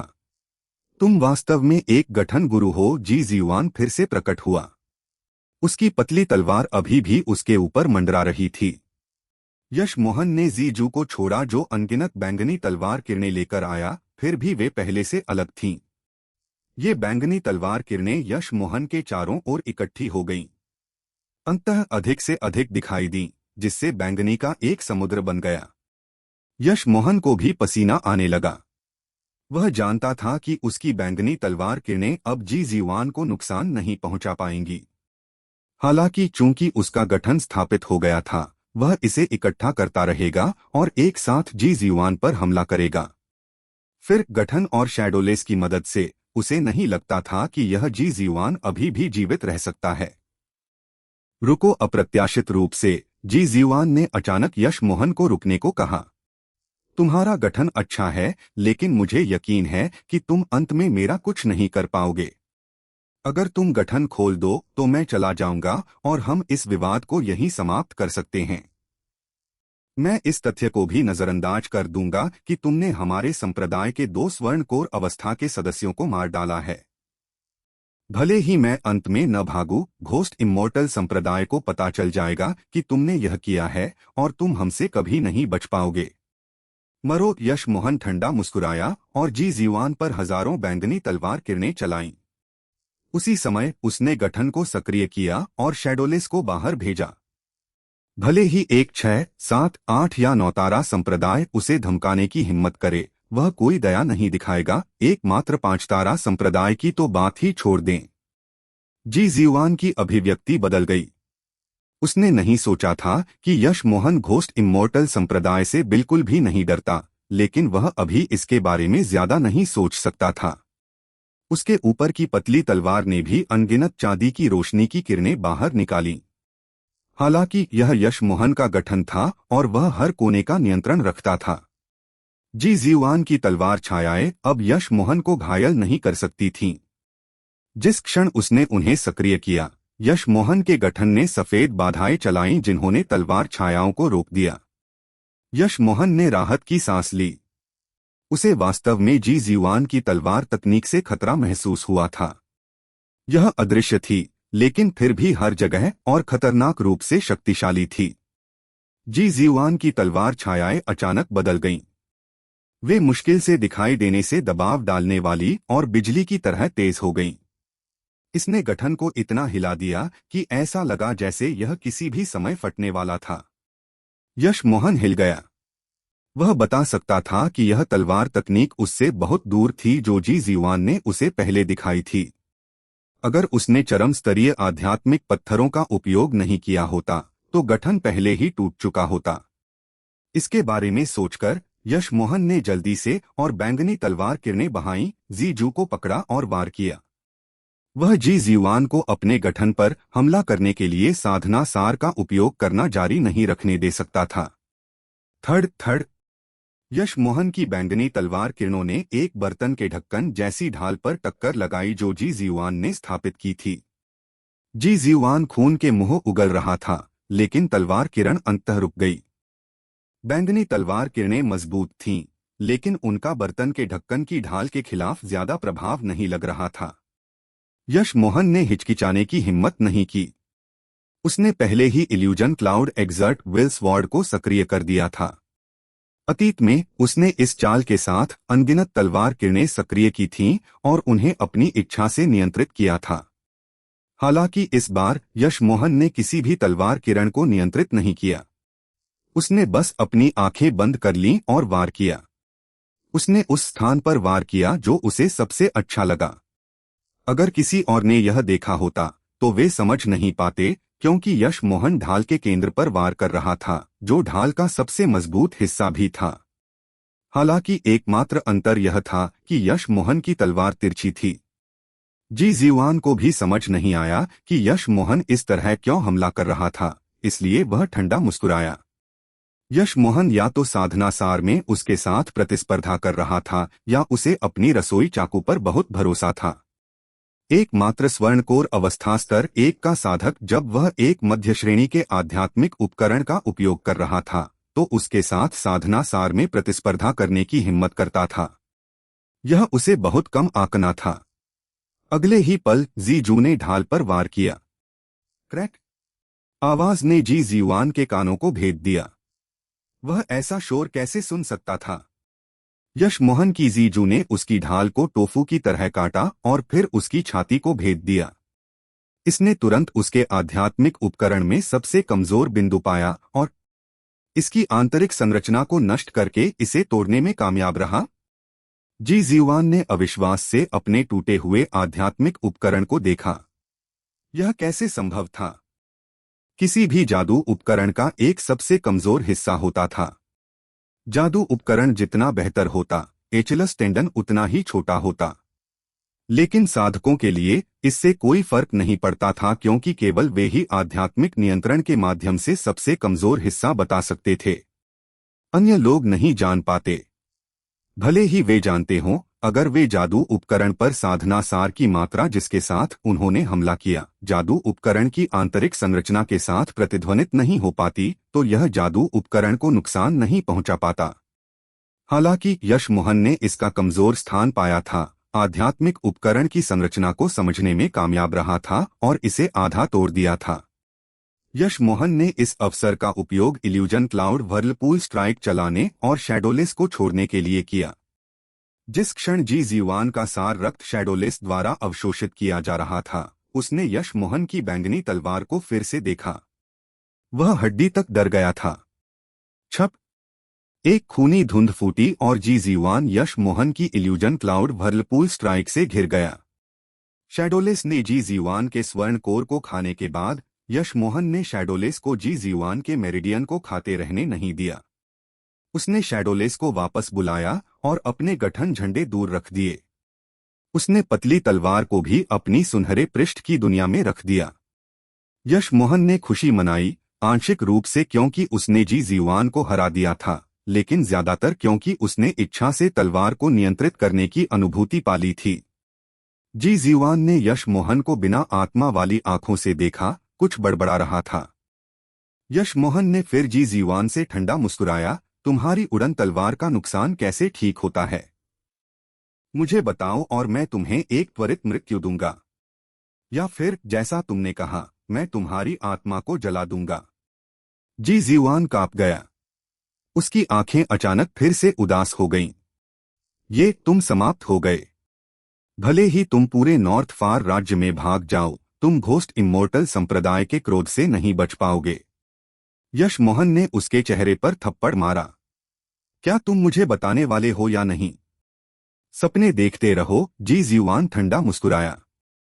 उसे विश्वास था कि भले ही यश मोहन उसे मार डाले, वह उसे एक आत्मा अवस्था में अपनी गुप्त तकनीक का उपयोग करके भागने से नहीं रोक सकता था। वह अभी भी एक भूत साधक बन सकता था। समय यश मोहन के लिए बहुत महत्वपूर्ण था। उसने एक 5 कलर फ्लैग निकाला और कहा, चूंकि तुम मुझे नहीं बताओगे, तुम्हें अब और बताने की जरूरत नहीं है। एक 5 कलर सोल डिवोरिंग फ्लैग। जी जीवान का चेहरा नाटकीय रूप से बदल गया। चैप्टर 949 रिवर स्टेट बदल गया है। जी जीवान जानता था कि चाहे उसकी गुप्त तकनीक कितनी भी मजबूत क्यों न हो, कोई रास्ता नहीं था कि वह 5 कलर सोल डिवोरिंग फ्लैग से बच सकता था। हालांकि जब वह दया की भीख मांगने वाला था, 5 कलर फ्लैग पहले ही नीचे झपट चुका था। 5 रंगों के फीके पड़ने के बाद जी जीवान ने जीवन के कोई लक्षण नहीं दिखाए। उसकी आत्मा को झंडे द्वारा ले लिया गया था। यश मोहन ने प्रशंसा की कि झंडा कितना शक्तिशाली था।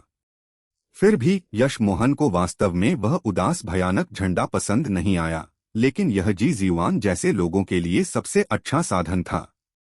यश मोहन ने जी जीवान से बात करने में समय बर्बाद करने की हिम्मत न करने का कारण यह था कि वह जानता था कि वह पहले से ही एक बहुत खतरनाक स्थिति में था। उसे तुरंत वापस जाना था, रिवर स्टेट लौटना था और सभी को ले जाना था।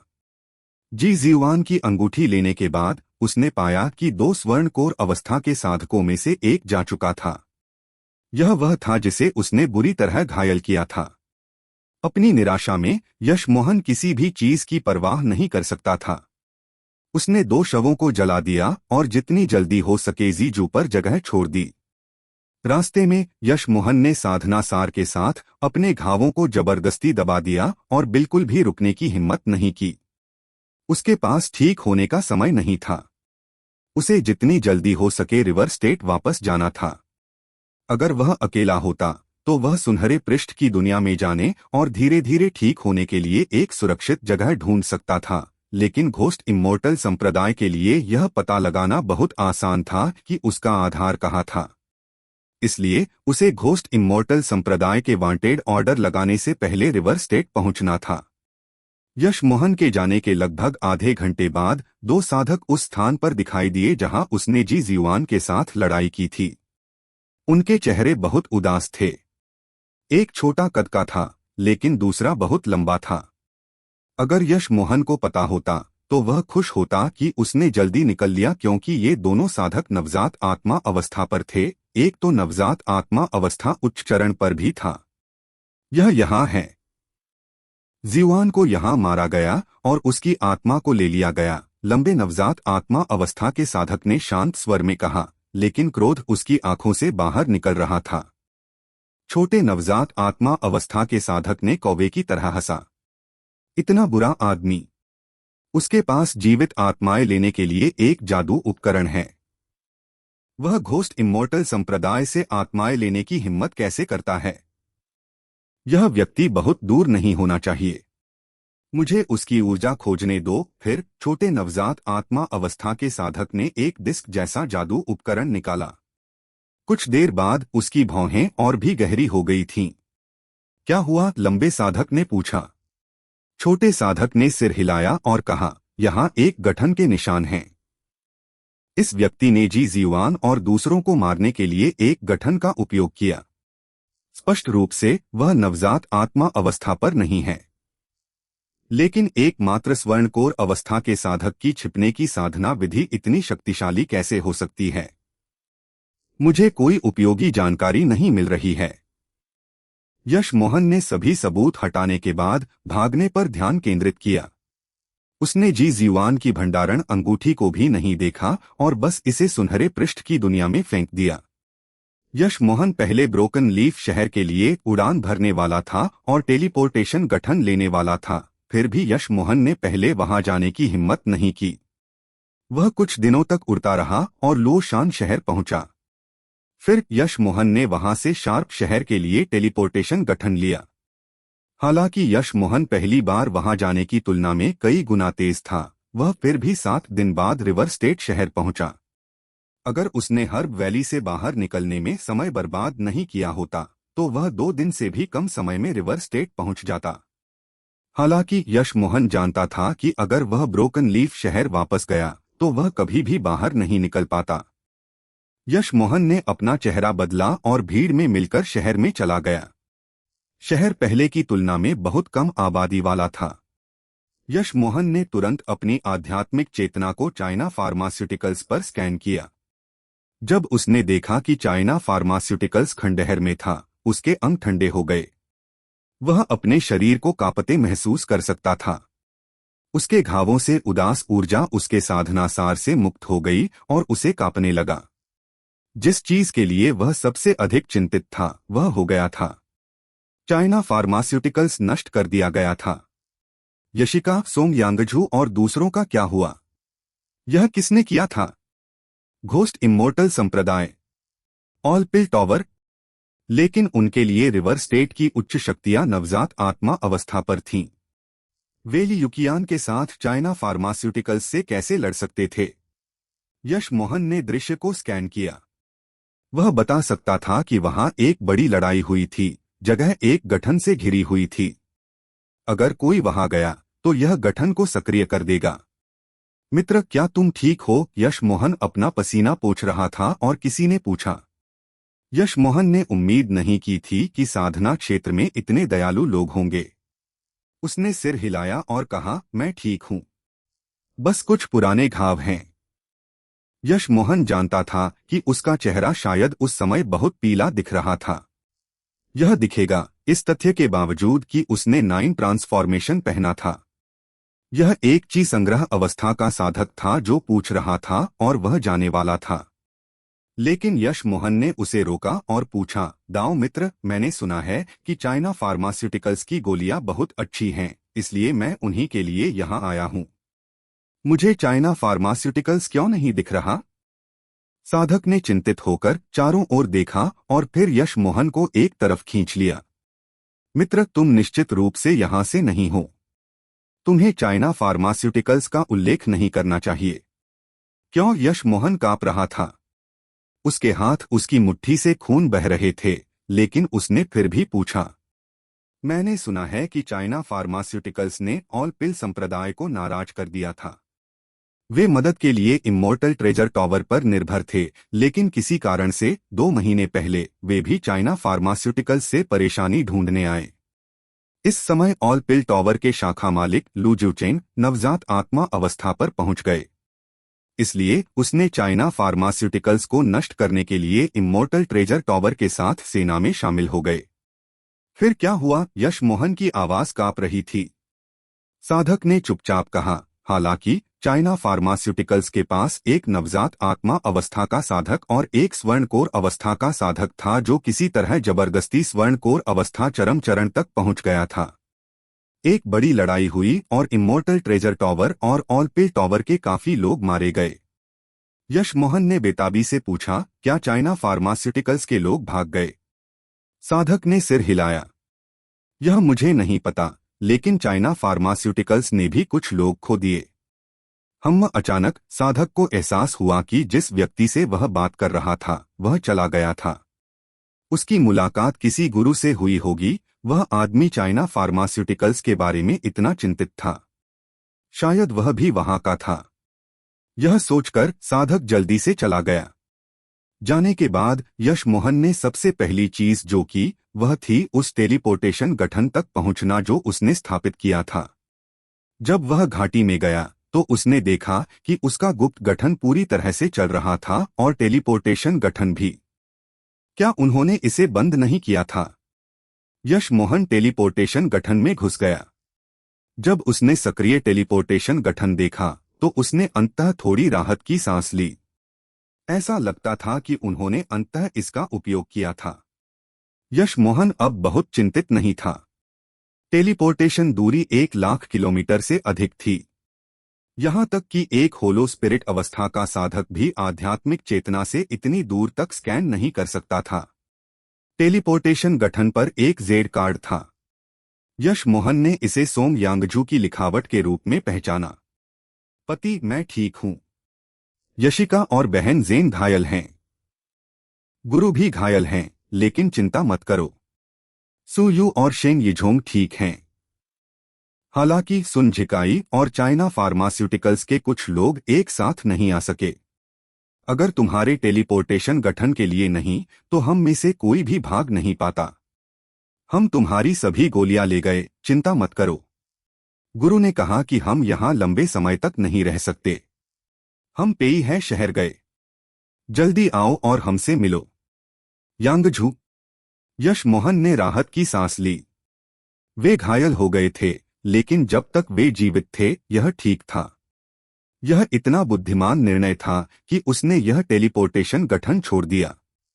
पेई है शहर एक बड़ा शहर था जो हार्टलेस सागर के बगल में था। इसके कारण वहां बहुत सारे साधना संसाधन थे। कई अकेले साधक और संप्रदाय सदस्य प्रशिक्षण और संसाधनों के लिए वहां जाते थे। हालांकि वहां बहुत सारे खतरे भी थे।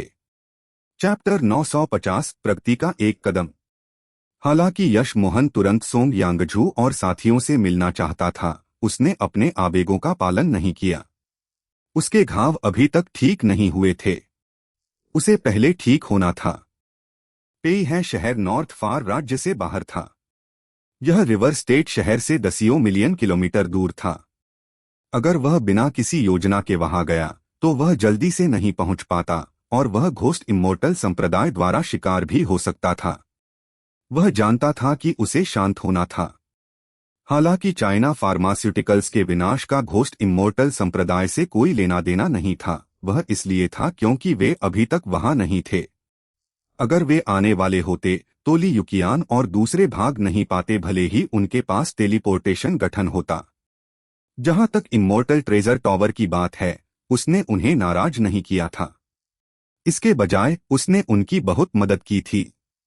वह वास्तव में नहीं समझ पाया कि वे उसके साथ दुश्मनी क्यों पैदा कर रहे थे। फिर भी उसे यकीन था कि हालांकि ऑल पिल टॉवर और इमोर्टल ट्रेजर टॉवर ने उस पर हमला किया था, यह उच्च अधिकारियों का निर्णय नहीं होना चाहिए। निचले स्तर के लोग शायद जिम्मेदार थे। वे अधिकतम नवजात आत्मा अवस्था के साधक भेज सकते थे।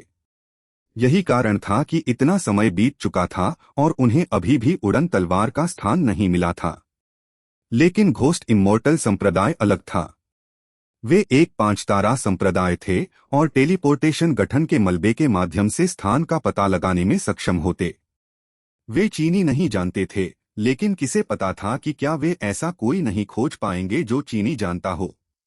छोटी दुनिया से इतने सारे लोग यहां आ रहे थे, वास्तव में ऐसा किसी को खोजना मुश्किल नहीं था जो चीनी जानता हो। यह सोचकर यश मोहन डर गया। उसे बाद में सोंग यांगजू को इसके बारे में याद दिलाना था। सौभाग्य से वह पहले पहुंच गया था।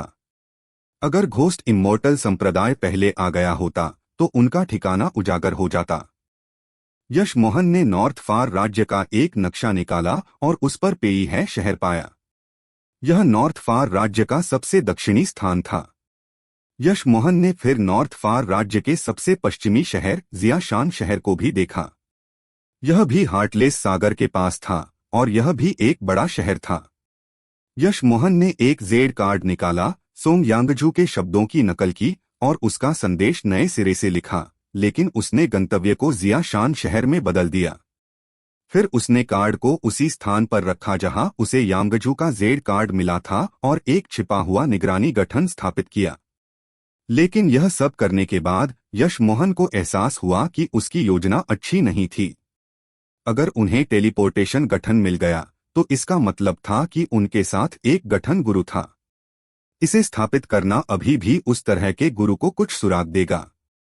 यह सोचकर यश मोहन ने एक कैमरा निकाला। उसे यह हुआंग मेई से मिला था जब वह उत्तर रेत राजा का शिकार कर रहा था। यश मोहन ने कैमरे को एक कोने में रखा, कैमरे के बगल में एक निगरानी गठन रखा और अंततः वहां से निकल गया। यश मोहन को यकीन था कि चाहे उसके प्रतिद्वंद्वी कितने भी अच्छे क्यों न हो, वे कैमरों के बारे में नहीं जानते होंगे। नहीं, वे कैमरे को आध्यात्मिक चेतना से खोजेंगे। यश मोहन निकल गया और बहुत दूर नहीं गया। उसने एक घाटी पाई और पृथ्वी में जाने से पहले सुनहरे पृष्ठ की दुनिया में प्रवेश किया। उसे ठीक होने की जरूरत थी, यह सबसे महत्वपूर्ण था। फिर उसे ऑल हर्ब्स पर्वत श्रृंखला में गुप्त स्थान खोजने होंगे और फिर वह पेई है शहर जाएगा। यश मोहन पहले भागने पर इतना केंद्रित था कि अब जब उसने वास्तव में अपने घावों को ध्यान से देखा तो उसे एहसास हुआ कि वे कितने डरावने थे। यश मोहन पहले अपने साधना सार के साथ घावों को दबा रहा था, लेकिन उदास ऊर्जा पहले ही उसके मेरिडियन पर आक्रमण करना शुरू कर चुकी थी। उसे इसके बारे में पता भी नहीं था। अगर वह ठीक होने के लिए रुके बिना पेई है शहर जाता रहता तो वह उदास ऊर्जा उसके शरीर को पूरी तरह से बदल सकती थी और उसे एक भावनाहीन कठपुतली में बदल सकती थी। यह महसूस करते हुए यश मोहन स्पिरिट मैरो तालाब में कूद गया, क्योंकि उसने अपनी पुनर्प्राप्ति शुरू करने के लिए 2 स्पिरिट क्रिस्टल पकड़े। सुनहरे पृष्ठ की दुनिया के अंदर यश मोहन ने एक विशाल आध्यात्मिक ऊर्जा भंवर बनाया। जैसे ही उसने स्पिरिट मैरो को अवशोषित करना जारी रखा, उदास ऊर्जा धीरे धीरे परिष्कृत हो गई। यश मोहन धीरे धीरे पूरी तरह से धुंध से ढक गया और फिर अचानक विंटर्स अराइवल ने एक विशाल चूषण बल बनाया जिसने सफेद धुंध को अवशोषित कर लिया। यश मोहन ने महसूस किया कि ऐसा करने के बाद विंटर्स अराइवल और भी ठंडा हो गया और उसने तुरंत खुशी मनाई। मिस्ट लोटस हार्ट फायर प्राप्त करने के बाद से विंटर्स अराइवल बहुत कम उपयोग का रहा था।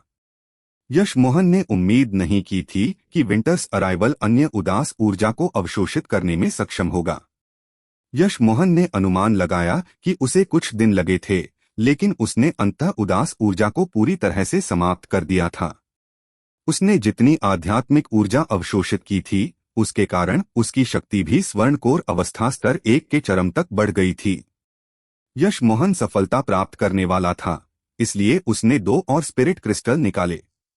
अब जब सभी घाव चले गए थे, सारी आध्यात्मिक ऊर्जा उसके अपने साधना सार में बदल गई। क्रैक यश मोहन ने अपने साधना सार को फिर से फटते और अपने सभी मेरिडियन में बहने लगा और वापस अपने डैंटियन में चला गया। स्वर्णकोर अवस्था स्तर 2। यश मोहन खुश था। उसने उम्मीद नहीं की थी कि उसे सफलता प्राप्त करने में केवल 2 महीने लगेंगे और स्वर्णकोर अवस्था स्तर 2 पर इतना शक्तिशाली साधना सार होगा। यह देखकर कि स्पिरिट मैरो तालाब का एक छोटा आधा हिस्सा चला गया था, हालांकि यश मोहन ने भरी। उसने तेजी से सफलता प्राप्त की, लेकिन उसने भारी मात्रा में संसाधनों का भी उपयोग किया।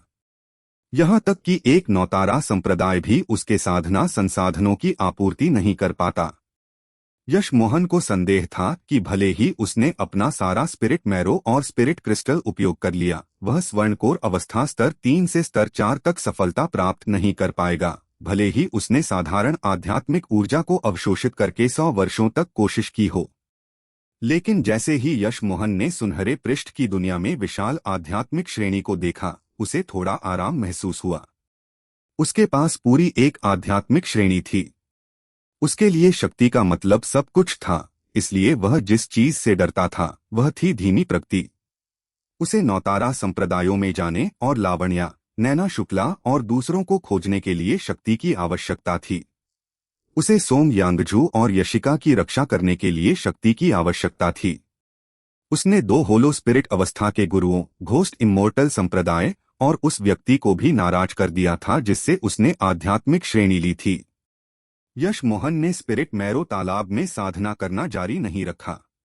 वह इसके बजाय आध्यात्मिक श्रेणी में चला गया और आध्यात्मिक संग्रह गठन को मजबूत किया। यश मोहन की योजनाओं के अनुसार पेई है शहर जाने के बाद वह वापस नहीं आएगा। वह सोम यांगजू और दूसरों को साउथ पीस राज्य ले जाएगा। इसलिए वह जाने से पहले ऑल हर्ब्स पर्वत श्रृंखला पर एक नजर डालना चाहता था। उसे वह जंग लगी तलवार मिलने के बाद से वह कभी वहां नहीं गया था कि उस प्राचीन खंडहर में क्या था। अचानक 2 साधक उसकी निगरानी गठन में दिखाई दिए। एक लंबा, एक छोटा। उनका मुकाबला काफी मजेदार था। लेकिन यश मोहन को यह मजेदार नहीं लगा क्योंकि वे दोनों नवजात आत्मा अवस्था के साधक थे। यश मोहन को यकीन नहीं था कि क्या वे नवजात आत्मा अवस्था उच्च चरण पर थे, लेकिन दिखने से वे निश्चित रूप से कमजोर नहीं थे। यश मोहन उनके कपड़ों से बता सकता था कि वे घोस्ट इमोर्टल संप्रदाय से थे। इतना करीब यश मोहन ने बड़बड़ाया। लंबे साधक ने चारों ओर देखा और जेड कार्ड पाया। ऐसा लगता है कि यश मोहन अभी तक यहाँ नहीं आया है। क्या हमें इंतजार करना चाहिए या जिया शान शहर जाना चाहिए? छोटे साधक ने जेड कार्ड को देखा और कहा, इंतजार करने की जरूरत नहीं है। वह सिर्फ एक स्वर्ण कोर अवस्था स्तर 1 का झींगा है। उसे बिना टेलीपोर्टेशन गठन के यहाँ आने में कम से कम आधा महीना लगेगा। जी होंग ने कहा कि वह एक सूक्ष्म आदमी है। वह बहुत चालाक और सावधान है। हो सकता है कि वह यहाँ बिल्कुल भी न आए, भले ही हम पहली जगह उसका इंतजार करें। चलो बस सीधे जिया शान शहर चलते हैं। जेड कार्ड को वैसे ही छोड़ दो। लंबे साधक ने ताली बजाई। अच्छा विचार है, हम बस वहां उसका इंतजार कर सकते हैं। अगर वह नहीं आता तो हम उस यांगजू को पकड़ लेंगे और फिर वह निश्चित रूप से आएगा। तो दोस्तों, आज के चैप्टर्स यहीं समाप्त होते हैं। बहुत जल्द हम नए और रोमांचक चैप्टर्स के साथ फिर हाजिर होंगे। अगर आपने अभी तक चैनल को सब्सक्राइब और इस कहानी को शेयर नहीं किया है तो हो सकता है आप अगले चैप्टर्स मिस कर दें। आपके प्यार और सपोर्ट के लिए दिल से बहुत बहुत धन्यवाद।